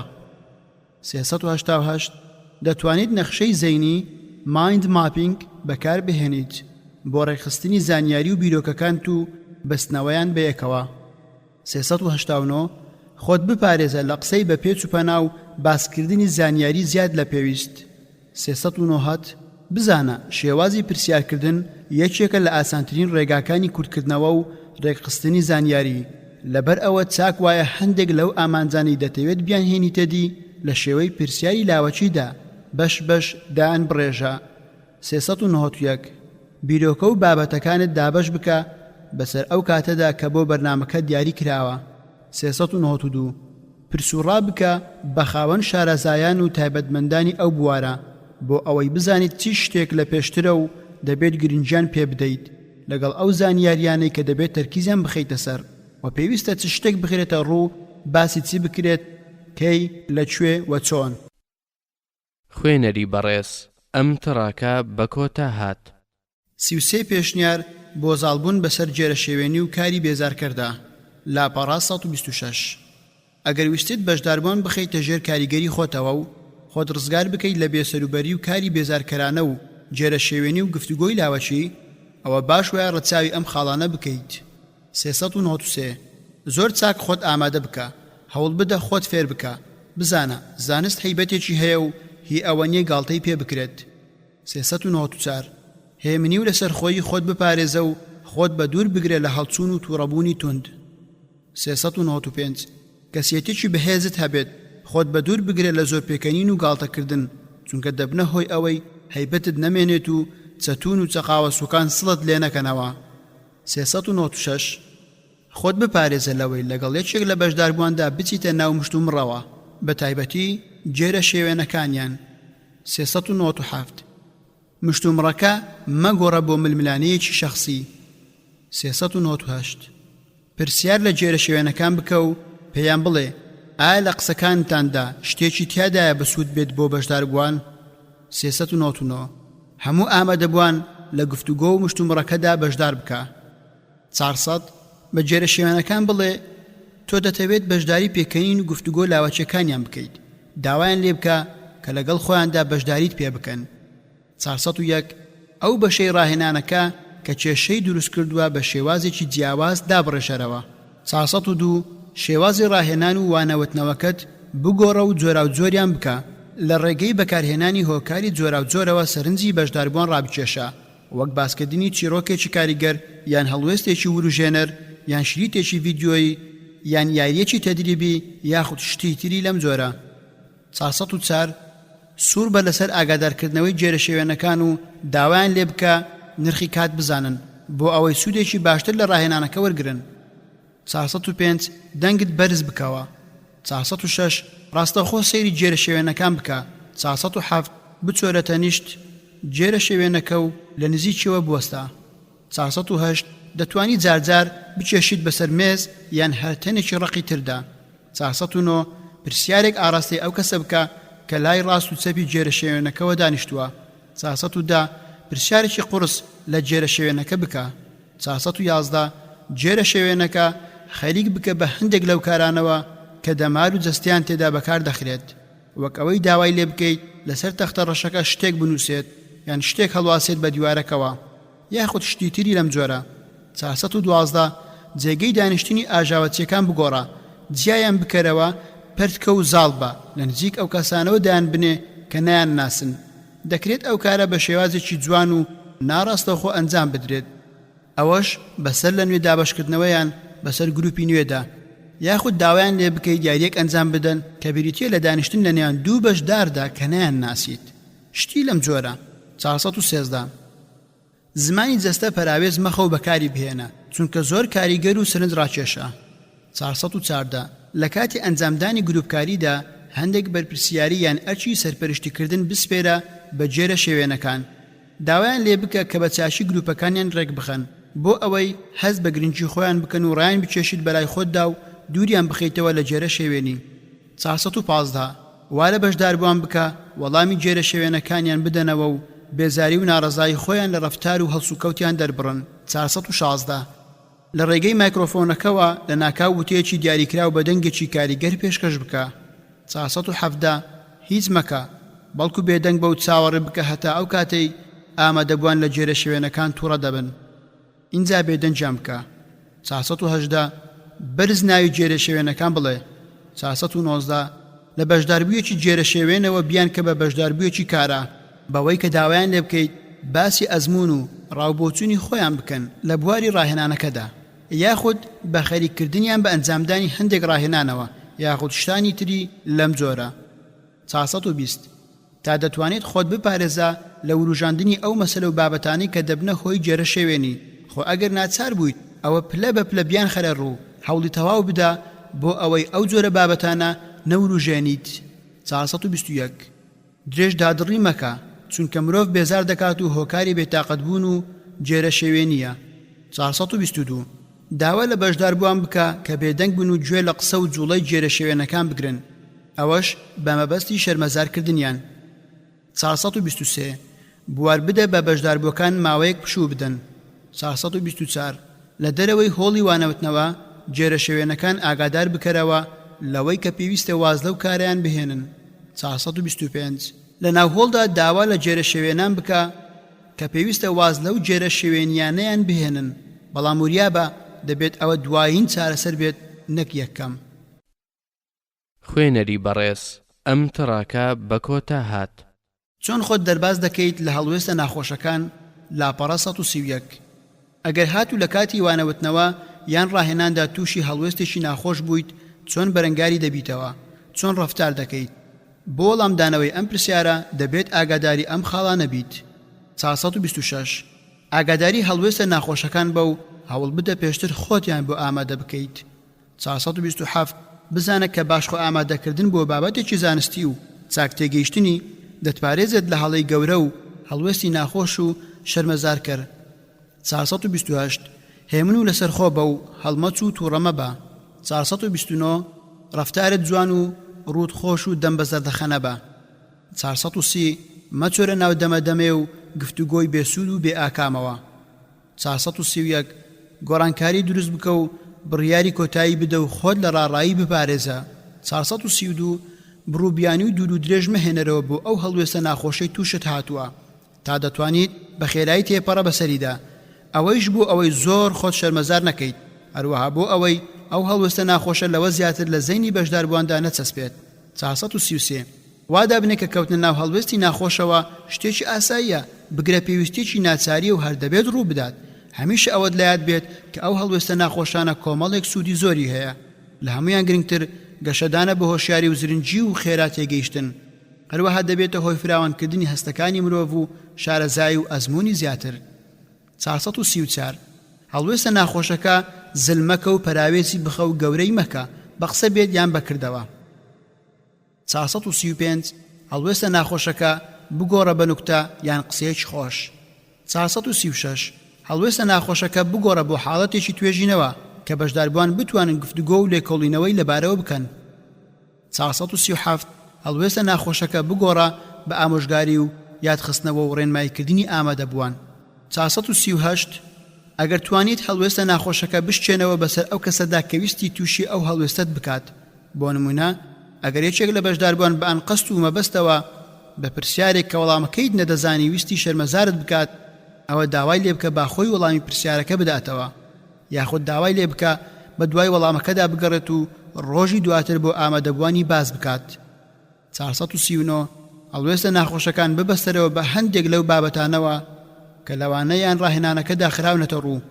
بۆ نمونە ئەگەر وانەی هونەری وانەوتنەوە و نیشاندانت ئامادەکرد بوو بۆ وتنەوە بەڵام کاتێک چوویتە ناو هۆڵەکەوە بۆ دەرکەوت کە پرۆجێکتەرەکە کار ناکات لەو کاتەدا دەتوانیت ئەو حاڵەتە ببەستیتەوە بە بابەتەکەوە و گرنگی ئامادەبوونی ڕاهێنەر لە هۆڵی وانەوتنەوەدا بەر لە کاتی دیاریکراوی خۆی بۆ بەشداربووان ڕوون بکەیتەوە ئەوەش تەئەکیدکردنەوە لەوەی کە ئامێرەکان کار دەکەن. 440 هەندێک جار هەڵوێستە ناخۆشەکە فەرامۆشکە ڕووی خۆت وەرجێڕە و وەک خاڵێک تۆماری بکە خۆت وانیشان بدە کە کەڕووچێریت و ئاگاد لە هیچ نییە وەڵامی مەدەرەوە. 441 کاتێک دەکەویتە ئەو جۆرە هەڵوێستانەوە دەتوانێت هەندێک سەرچاوە بۆ ئامادەبووان پێشنیار بکەیت کە دەتوانن سوودی لێوەرگرن بۆ بابەتەکە.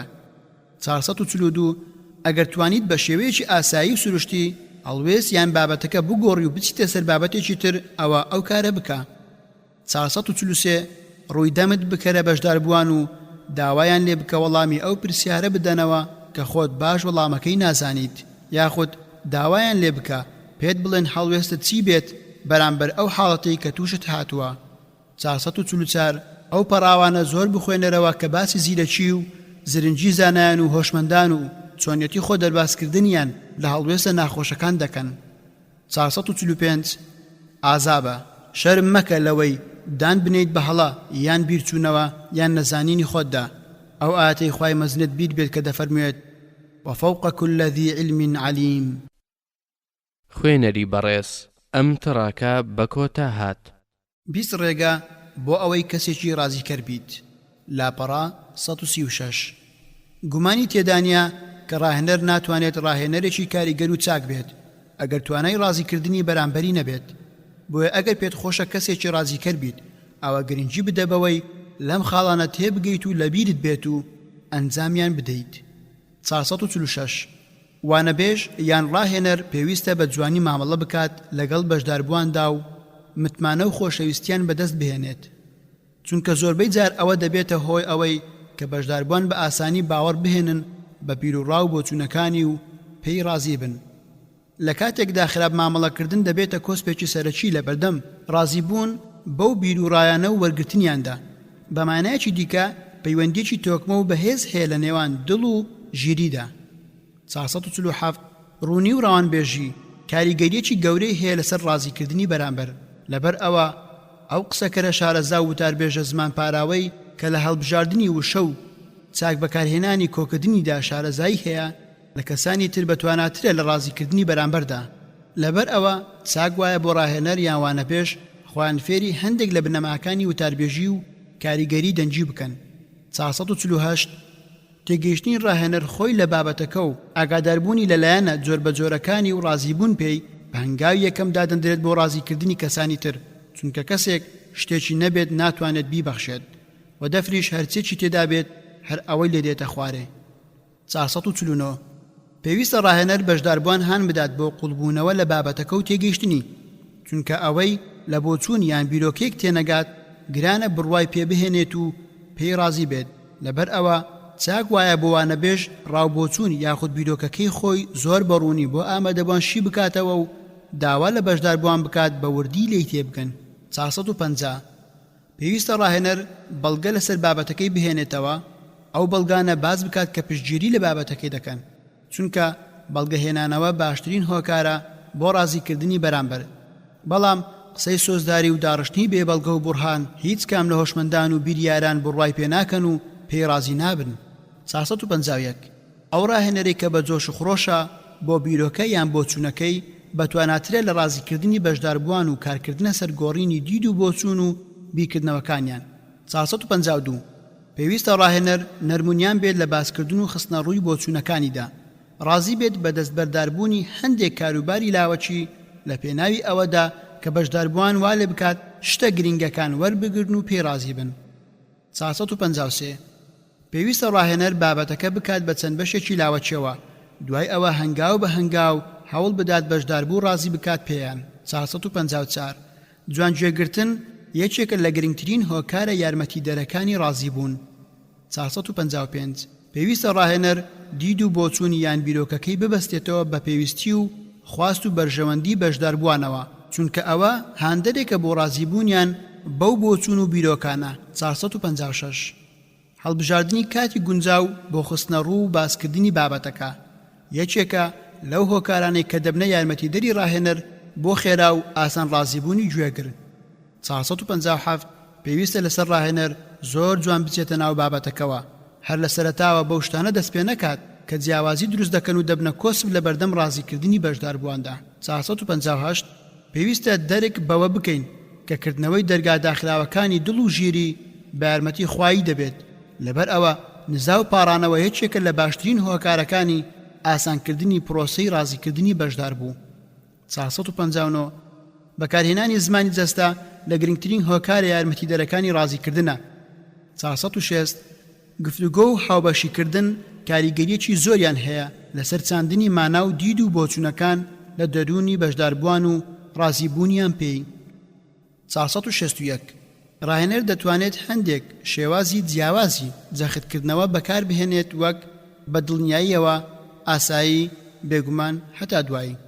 462 ئامار و ژمارە و هەروەها وێنە و فیلم کاریگەری گەورەیان هەیە لەسەر بڕواکردن و ڕازیبوونی بەشداربووان بەو شتەی کە ڕاهێنەر دەیڵێت. 463 بڕوا بەخۆبوون، خێرایی وەڵامدانەوە، دەرکەوتن وەک کەسێکی بەتوانە، وەرەبەرزی، ڕاڕانەبوون، چێژوەرگرتن لە فکر و بۆچوونەکان، هەموو ئەوانە هۆکاری ڕازیکردنی بەرامبەرن.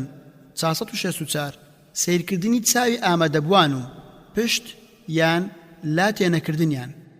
465 خوێندنەوەی هەندێک لەو پەڕاو سەرچاوانەی کە باسی شێوازی ڕازیکردن دەکات لای پێشینیانمان و خوێندنەوەی ئەو چیرۆکانەی کە زرنجی و هۆشیاری زانایان و هۆشمەندان لە ڕازیکردنی بەرامبەردا ڕوون دەکەنەوە. خوێنەری بەڕێز، ئەم تڕاکە بە کۆتا هات. بەشداربووان و 15 پرسیارەکە لاپەڕا 141. 466 چی دەزانن لەسەر ئەم بابەتە؟ 467 هەستیان چییە بەرامبەر بەم بابەتە؟ 468 لەبارەی منەوە چی دەزانن؟ 469 هەستیان چییە بەرامبەرم؟ 470 ئایا کەسێک هەیە کە بتوانێت بەهۆی ئەم فاکتەرانەی دەوروبەرمانەوە وەڵامی بەشداربووان بداتەوە پێم بڵێت چەند خاڵێک و نیشانەی پرسیار. 471 حەز بە ئامادەبوونم لێرەدا دەکەن؟ 472 کام لە بەشداربووان خاوەنی ڕاوبۆچوونی گرنگ و بەسوودن؟ 473 سەرکردەی ڕسمی و سەرکردەی ناڕسمی چێیە؟ 474 ئایا پێویست دەکات لەگەڵ یەکیەکی بەشداربوواندا ئامانجە دیاریکراوەکان بەدەست بهێنم؟ 475 ئایا لە نێو ئامادەبوواندا کەسێکی تێدایە شارەزا بێت لەو بارەدا کە من لەبارەیەوە قسەیان بۆ دەکەم؟ 476 ئەو پرسیار و ڕەخنانە چین کە لەوانەیە لای ئامادەبووان هەبێت؟ 477 باشترین ڕێگە چییە بۆ خۆڵقاندنی کەش و هەوایەکی دڵگیرانە لەگەڵ بەشداربوواندا؟ 478 ئەو شتانە چین کە هەڵسەنگاندنی بۆ دەکەن؟ 479 ئەو پاشخانە ژینگەیی، کۆمەڵایەتی، فکریانە هەتا دوای چین کە بەشدار تیایدا دەژی و پێویستە بەردەوام لە بیرم بن؟ 480 بەر لە ئێستا چی شێواز و ڕێگەیەکی دواندن لەگەڵیاندا سەرکەوتوو بووە؟ خوێنەری بەڕێز، ئەم تڕاکە بە کۆتا هات. سی ڕێنمایی بۆ ئەوانەی دەیانەوێت لە بەردەم ئەو کەسانە داوانە بڵێنەوە کە لە ڕووی فکریەوە جیاوازن یاخود داخلە دڵن بۆی. لاپەڕا 143 ئەگەر قەدەر بۆی دانابوویت وانە یان وتارێک بڵێیتەوە یاخود لە بەردەم کۆمەڵێکدا ڕاهێنان بکەیت کە لە ڕووی فکریەوە جیاواز بن یاخود داخلە دڵ بن بۆت یاخود لە بۆسەدا بن بۆت، ئەوە چاک وایە ئەم کارانە بکەیت. 481 پشت ببەستە بەخوا و داوای یارمەتی و سەرکەوتنی لێ بکە. 482 لەخوا داوا بکە دڵی ئەو کەسانەی کە جیاوازیان هەیە لەگەڵتدا بەرەو ڕاستی و خێر ئاوەڵا بکات. زۆر ئەو نزایە بخوێنە کە شوعەیب پێغەمبەر عەلەیهی سەلام و شوێنکەوتوانی لای خوا پێی دەپاڕانەوە بۆ ئەو کەسانەی کە دژایەتیان دەکردن. وای مەزن لەسەر زمانی شوعەیب بۆ دەفەرموێت: ربنا افتح بيننا وبين قومنا بالحق وأنت خير الفاتحين. سورة الأعراف آياتی 89. 483 بارود خۆش بێت، هەڵسوکەوتت جوان بێت، خۆشەویست و نەرمونیان و لەسەرخۆ بە، خۆڕەوشت بەرز بە، هەموو هەوڵێکت بخەرە گەڕ بۆ بەدەسێنانی دڵ و دەروون و خۆشەویستی و سۆزی ئەوانەی دژایەتیت دەکەن. بزانە کە دڵ ئاسانترین ڕێگای گەیشتنە بە عەقڵ. 484 پێشتر ئاگاداری دید و بۆچوون و جۆری بیرکردنەوە و لایەنی دەرونی دژایەتی کارانت بە و چاک خۆتی بۆ ئامادە بکە. 485 ئەو شوێنانە دیاری بکە کە چاوەڕێی دەزانیت ڕاجاییان تیایاندا ڕوودەدات لەگەڵ ئەو پرسیارانەدا کە ئەگەری ئەوە هەیە بیوروژێن و ئەو جێگایانەشی کە پێدەچێت ڕەخنە لێبگرن تیایدا. دەشتوانی بۆ زانینی ئەوانە ڕێگای گوشینی زەینی بەکاربهێنیت.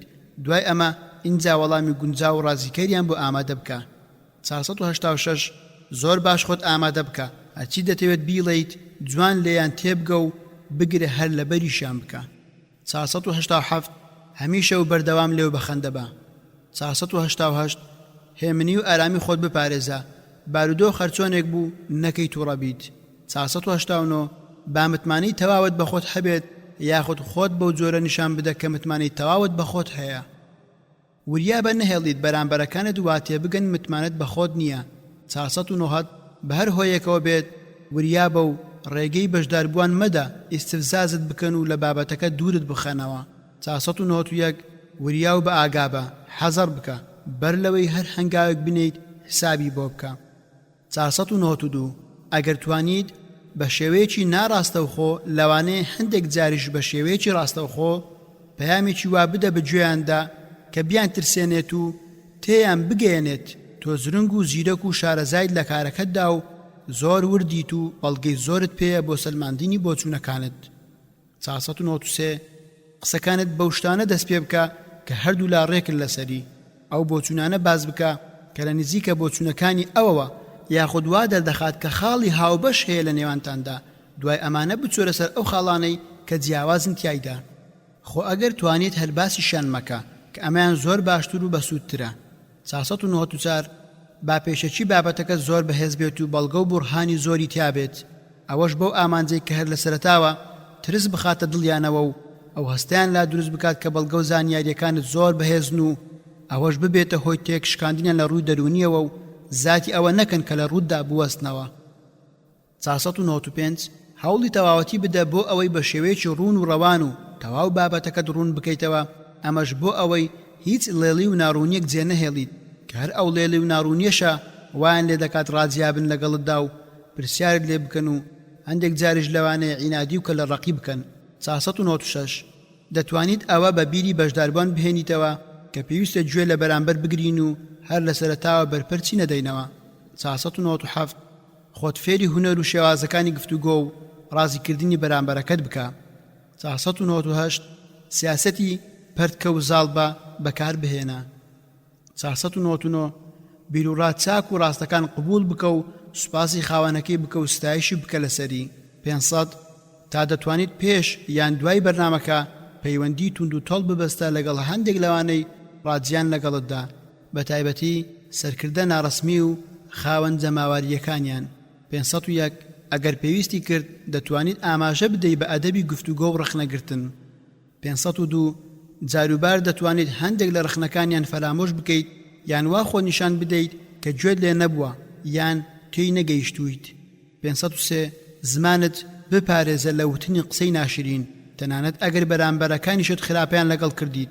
هەمیشە ئەو فەرموودەی خواد لە یاد بێت: ولا تستوي الحسنة ولا السيئة ادفع بالتي هي أحسن فإذا الذي بينك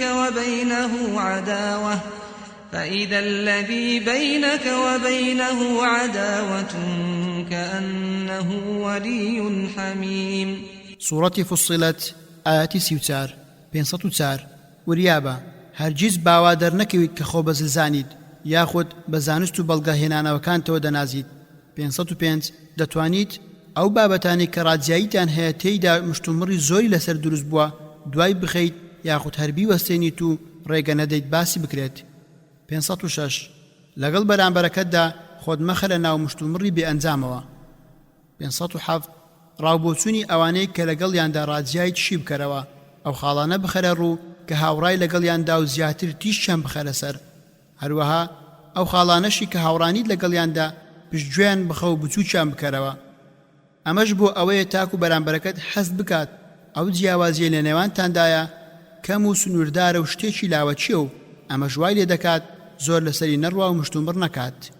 508 خۆت بپارێزە لەوەی دژە بۆچوونەکانت تووڕە بکەیت یاخود بیان وروژێنیت هەروەها گاڵتە بە بۆچوونەکانیان مەکە و لە نرخیان کەم مەکەرەوە 509 با بەردەوام هەڵوێستت بەرگریکردن نەبێت بزانە کە هەندێک جار هێرشبردن باشترین هۆکاری بەرگریکردنە 510 ئەو کەسەی هاوڕانیە لەگەڵتدا خەریکی بکە بەخۆیەوە ئەگەر ناچار بوویت پرسیاری زۆری ئاراستە بکە بۆ ئەوەی بواری هێرشکردنی نەبێت خوێنەری بەڕێز ئەم تڕاکە بە کۆتا هات بیست ڕێنمایی بۆ ئەو کەسەی کە لە پڕێکدا و بێ ئەوەی پێشتر خۆی ئامادەکرد بێت داوای لێ دەکرێت قسە بکات لاپەڕا 149 ئەگەر لە ناکاو بێ ئەوەی پێشتر ئاگادار بیت و خۆت ئامادەکرد بێت داوات لێکرا قسە بکەیت بۆ خەڵک یان وانەیەک بڵیتەوە یان وتارێکی سەرپێیی بدەیت چی دەکەیت لەو کاتەدا بێگومان هەڵوێستێکی زۆر ناخۆشە بەڵام ئێمە دەتوانین ئەم بیست ڕێنماییەت پێشکەش بکەین 511 ئەگەر توانیت بە شێوازێکی زیرەکانە پۆزش بهێنیتەوە ئەوە هیچ لێی مەوەستە 512 ئەگەر لەو کەسانە بوویت کە لە ناو خەڵکدا ناسرا بوویت بە وتاردان و وانەوتنەوە و ڕاهێنانکردن ئەوە پێویستە هەمیشە لە زەینی خۆتدا زیاد لە بابەتێکی ئامادەکراوت هەبێت بۆ ئەوەی لە کاتی پێویستدا بە فریاد بکەون 513 ئەگەر نەتوانی پۆزش بهێنیتەوە ئەوە ناوی خوای لێ بهێنە و پشت ببەستە بەخوا و بە نزاکەی موسا لەخوا بپاڕێەوە کە فەرمووی رب اشرح لي صدري ويسر لي أمري واحلل عقدة من لساني يفقه قولي سورة طه آيات 25 بۆ 28 514 ئەگەر توانیت و کات هەبوو بۆ چەند خولەکێک بیر بکەرەوە و زانیاریەکانت لە مێشکتدا ڕێک بخە 515 قسەکانت لە کورتی ببڕەوە و درێژەی پێمەدا خۆت مەگەێنەرە دۆخێک دەست بکەیت بە دووبارەکردنەوەی وشە و زانیاریەکانت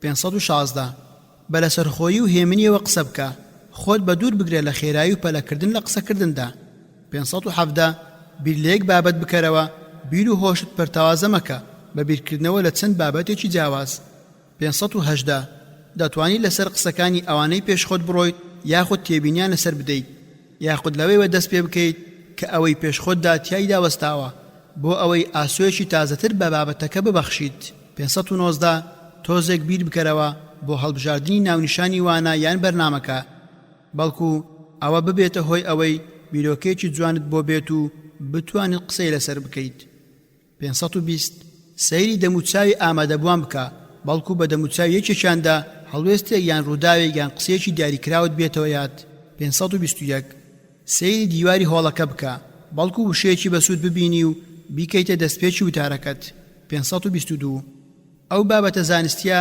یان هەر نووسراوێکی تر ئەگەر دابەشکرا بوو بەسەر ئامادەبواندا بە خێرایی چاوێکی پیادا بخشێنە لەوانەیە بزیسکە لە بیرت هەستێ و زمانت بێتە گۆ واتە لەبڕ شتێکت بیر بکەوێتەوە و ببێتە بابەتی وتەکەت 523 ئەگەر توانیت بابەتەکە ببەستیتەوە بە هەر شتێک کە لە سروشدایە بیکە لەوانەیە بەهۆی ئەوەوە بە خێرایی هەندێک بیرۆکەت یاد بێتەوە 524 ئەگەر توانیت باش وایە بە شێوەیەکی زنگانە ئامادەبوان بەشدار بکەیت لە گفتوگۆ و قسەکاندا وەک ئەوەی پرسیارێکیان لێ بکەیت و چاوەڕێی وەڵامەکەی بکەیت لە هەمان کاتیشدا سوود لەو کاتە وەردەگریت بۆ بیرکردنەوە لەوەی دوای وەرگرتنەوەی وەڵامەکە دەیڵێیت 525 سوور بە لەسەر بەکارهێنانی ئەو چیرۆک و ڕوودا و هۆنراوانەی لەبەرتن و لەگەڵ ستراتیژی بابەتەکەتدا بیان گونجێنە بۆ ئەوەی ببنە پاڵپشتی قسەکانت 526 بە سوپاس و ستایشی خوا دەست پێ بکە و سوپاسی ئامادەبوان بکە بە ئەم پێشەچێت تۆزێک درێژە بچێشێت بۆ ئەوەی بوارێک بڕەخسێنیت و تیایدا بیر لەو قسانە بکەیتەوە کە دەتەوێت بیان کەیت 527 دەتوانیت تۆزێک زیاتر لەسەر ڕوونکردنەوەی بەڵگە و نمونەکان بڕۆیت بۆ ئەوەی بوارت بۆ بڕەخسێت و بیر لە قسەکانی دوای بەڵگە و نمونەکان بکەیتەوە 528 دەتوانیت بە قسەیەکی خۆش دەست پێ بکەیت کە بەردەوام لەبیرتە و گونجاوە بۆ بابەتەکە یاخود بۆ ئەو جۆرە هەڵوێستە ناکاوانە 529 قسە لە شتێکدا بکە کە دەیزانیت و خۆت مەدە لە بابەتێک کە شارەزای باشت لێی نییە 520 هەوڵ بدە بابەتەکە تەنانەت ئەگەر تۆزێک زۆر لە خۆکردنیشی تیادا بێت ببەستیتەوە بە دوایەمین بابەتەوە کە قسەت لەسەر کردووە یان وتارت لەسەری داوە و بەردەوام تا ئێستاش هەر لە یادتدا ماوەتەوە یاخود بی بەسەرەوە بە هەر بابەتێکی ترەوە کە دەتوانیت باش قسەی لەسەر بکەیت خوێنەری بەڕێز ئەم تڕاکە بە کۆتا هات چۆن کاردانەوەی ئامادەبوان بەرامبەر قسەکانت هەڵدەسەنجێنیت لاپەڕا 154 بۆ هەڵسەنگاندنی کاردانەوەی بەشداربووان لە ئاست ئەو قسانەدا کە کردوتن و دەیانکەیت، هەروەها بۆ بە ئاگابوون لە ڕادەی پسندبوون یان پەسەند نەبوونی بابەتەکە بەلایەنەوە یاخود ڕادەی کارلێککردنیان لەگەڵ ئەوەی لە پێشدا وتوتە و لەمەولا دەیانڵێیت، ئەوە باش وایە ئەم هۆکارانەی خوارەوە بەکار بهێنیت و ڕەچاویان بکەیت. 531 ئەگەر خەڵکی ڕای خۆیان پێوتیت تۆ ڕای دڵی خۆت هەروەرگرە و فەرامۆشی مەکە. 532 بزانە بەشداربووان تا چ ڕادەیەک ئاگایان لای قسەکانتە. 533 لە جوم و جۆڵی بەشداربووان و زمانی جەستەیان تێبگە. 534 داوایان لێ بکە قسە لە ڕووبن لەوەدا کە ئاخۆ کالێکیان کردووە لەگەڵ ئەو بابەتەدا کە باسی دەکەیت، یاخود ئەو بابەتەی باسی دەکەیت وەڵام دەرەوەی پێویستی و خواستەکانی ئەوانە یاخود لە ئاستی پێویستدا نییە. 535 ئەوەت لایەت بێت کە پرسیار و گفتوگۆی زۆری بەشداربووان بەڵگەن لەسەر کارلێککردنیان لەگەڵ بابەتەکە و دڵخۆشبوونیان پێی. 536 بزانە کە ئاوات خواستنی بەشداربووان بۆ کۆتایی هێنان بە بەرنامەکە یان وانەکە نیشانەی ئەوەیە کە کارلێکیان نەکردووە لەگەڵ قسەکانتدا. 537 هەروەها ئەوەش بزانە کە هەڵهاتن لە بەرنامەکە یاخود زۆر ئامادە نەبوون یان دواکەوتن لەوانەکان بەڵگەی کارلێک نەکردنیانە. 538 ئەوەت لایەت بێت کە زۆر قسەکردنی لاوەچی یاخود ئاژاوەچێتی یان جێرە شێوێنی نیشانەی ئەوەن کەوانەکە یاخود بەرنامەکە وەڵام دەرەوەی خواست و پێویستیەکانی بەشداربووان نەبووە. 539 هەروەها هەمیشە ئەوەت لایەت بێت کە ئەنجامدانی ئەرک و پێویستیەکان لەلایەن بەشداربووانەوە ئاماژەیەکی دیکەی کارلێککردنیانە لەگەڵ بەرنامەکەدا. 540 ڕاپرسیەک دابەش بکە بەسەر بەشداربوواندا بۆ هەڵسەنگاندنی بەرنامەکە، بەڵام پێویستە ناچاریان نەکەیت ناوی خۆیانیان لەسەر بنووسن. 541 لە ڕێگەی پرسیار و تاقیکردنەوەی زارەکی یان سەرکاخەزەوە بەشداربووان تاقی بکەرەوە بزانە تا چ ڕادەیەک تێگەیشتون لەوەی کەوتوتە. 542 دوو بە دوو لەگەڵ هەندێک لە بەشداربوواندا دابنیشە، ئەوانیان کە قسە لە ڕوو شارەزا و وریان، چونکە ئەوانە بەتواناترن لە هەڵسەنگاندنی قسەکانتدا. 543 پرسیار لە هاوڕێکانی بەشداربووان بکە بزانە بەشداربووان ڕاوبۆچوونیان چی بووە لە بەرامبەر بەرنامە یان وانەکەدا. 544 پرسیار لە بەرپرس و سەرپەرشتیارانی بەرنامەکە بکە لەوانەیە لە قسەکانیانەوە شتێکی بەسوودت چنگ بکەوێت کە بەهۆیەوە بتوانیت کاردانەوەی بەشداربووانی پێی هەڵبسەنجێنیت. 545 پرسیار لە سەرۆکی گروپەکان بکە لەوانەیە ئەندامانی گروپەکە هەست و ڕاوبۆچوونی خۆیانیان دەربارەی بەرنامەکە بۆ باس کرده بن. خوێنەری بەڕێز ئەم تڕاکە بە کۆتا هات.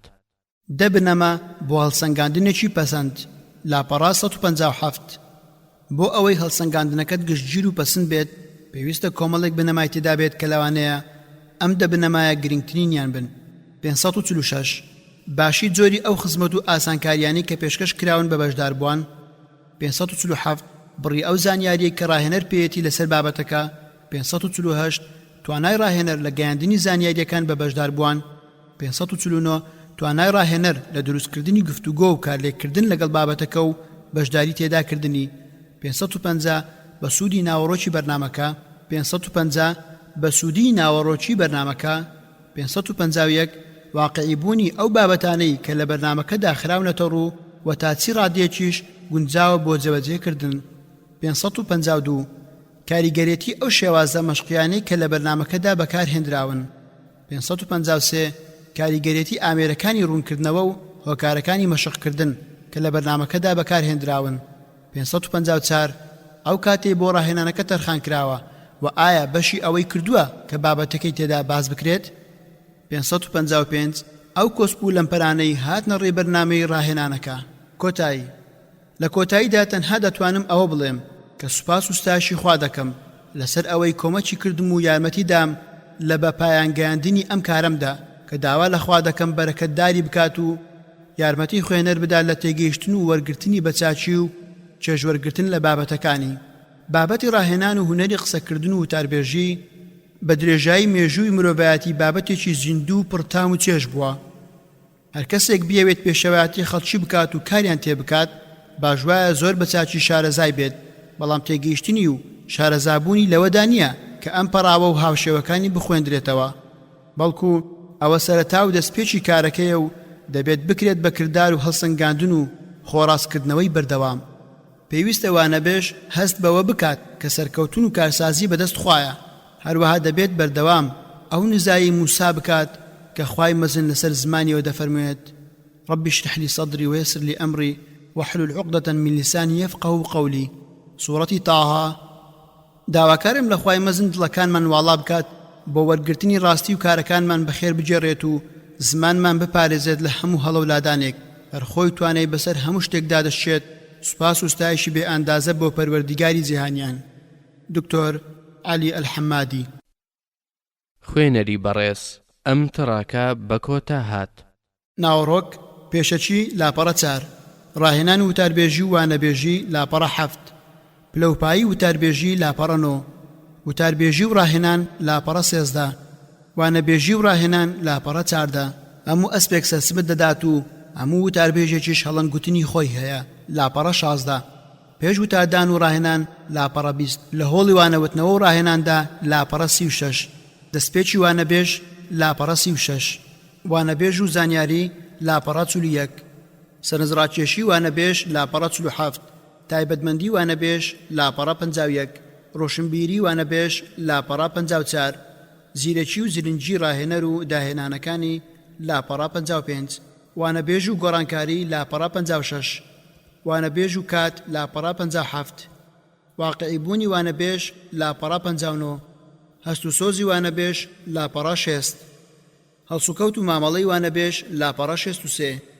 هەڵەو لە بیرچوونەوەی وانەبێژ لاپەڕە 68 وانەبێژ و یەکلایکردنەوەی کارەکان لاپەڕە 69 خزمەتگوزاریەکانی وانەبێژ لاپەڕە 7 وانەبێژ و کۆنتڕۆڵکردن لاپەڕە 71 وانەبێژ و ئەرکەکانی لاپەڕە 72 وانەبێژ و کۆتایی هێنانی کارەکەی لاپەڕە 73 وانەبێژ و زمانی جەستە لاپەڕە 75 سەری وانەبێژ لاپەڕە 75 چاوی وانەبێژ لاپەڕە 76 گوێی وانەبێژ لاپەڕە 77 دەمی وانەبێژ لاپەڕە 77 دەستی وانەبێژ لاپەڕە 82 قاچی وانەبێژ لاپەڕە 82 جوڵەی وانەبێژ لاپەڕە 84 هەناسەدانەوەی وانەبێژ لاپەڕە 85 تف و بەڵغەمی وانەبێژ لاپەڕە 86 دوای وانەوتنەوە و ڕاهێنان لاپەڕە 87 پەنجا ڕێنمایی بۆ چاندنی متمانە بخۆبوون و زاڵبوون بەسەر ترس و شەرمەزاریدا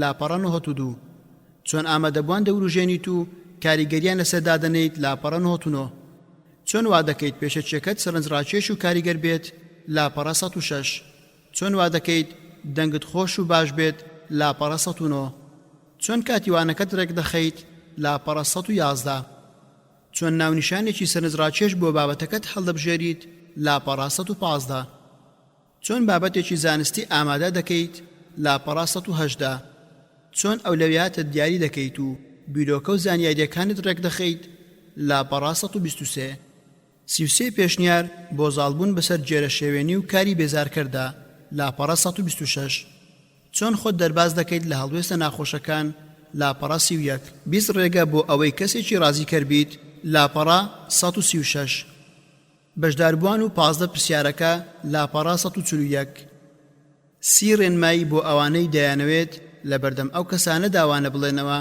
کە لە ڕووی فکریەوە جیاوازن یاخود داخلە دڵن بۆی لاپەڕە 143 20 ڕێنمایی بۆ ئەو کەسەی کە لە پڕێکدا و بێ ئەوەی پێشتر خۆی ئامادە کرد بێت داوای لێ دەکرێت قسە بکات لاپەڕە 149 چۆن کاردانەوەی ئامادەبووان بەرامبەر قسەکانت هەڵدەسەنجێنیت لاپەڕە 154 دەبنەما بۆ هەڵسەنگاندنێکی پەسەند لاپەڕە 157 کۆتایی لاپەڕە 159 ناوەڕۆک لاپەڕە 161 سوپاس و ستایش بۆ خوای گەورە کە یارمەتی دام لە تاواکردنی خوێندنەوەی ئەم کتابە هیوادارم خوای گەورە بیکاتە توێشی قیامەت و بیکاتە هۆکارێک بۆ سوودمەندبوونی گوێگران هیوادارم خوای گەورە یارمەتی دەری ئەو کەسانە بێت کە دوای خوێندنەوەی ئەو کتابە یاخود گوێبیستبوونی ئەم کتابە هەوڵ دەدەن ببن بە ڕاهێنەرێکی سەرکەوتوو یاخود وتاربێژێکی کاریگەر یان قسەکەرێکی لێهاتوو بۆ ئەوەی خزمەت بەو دینە بکەن هیوادارم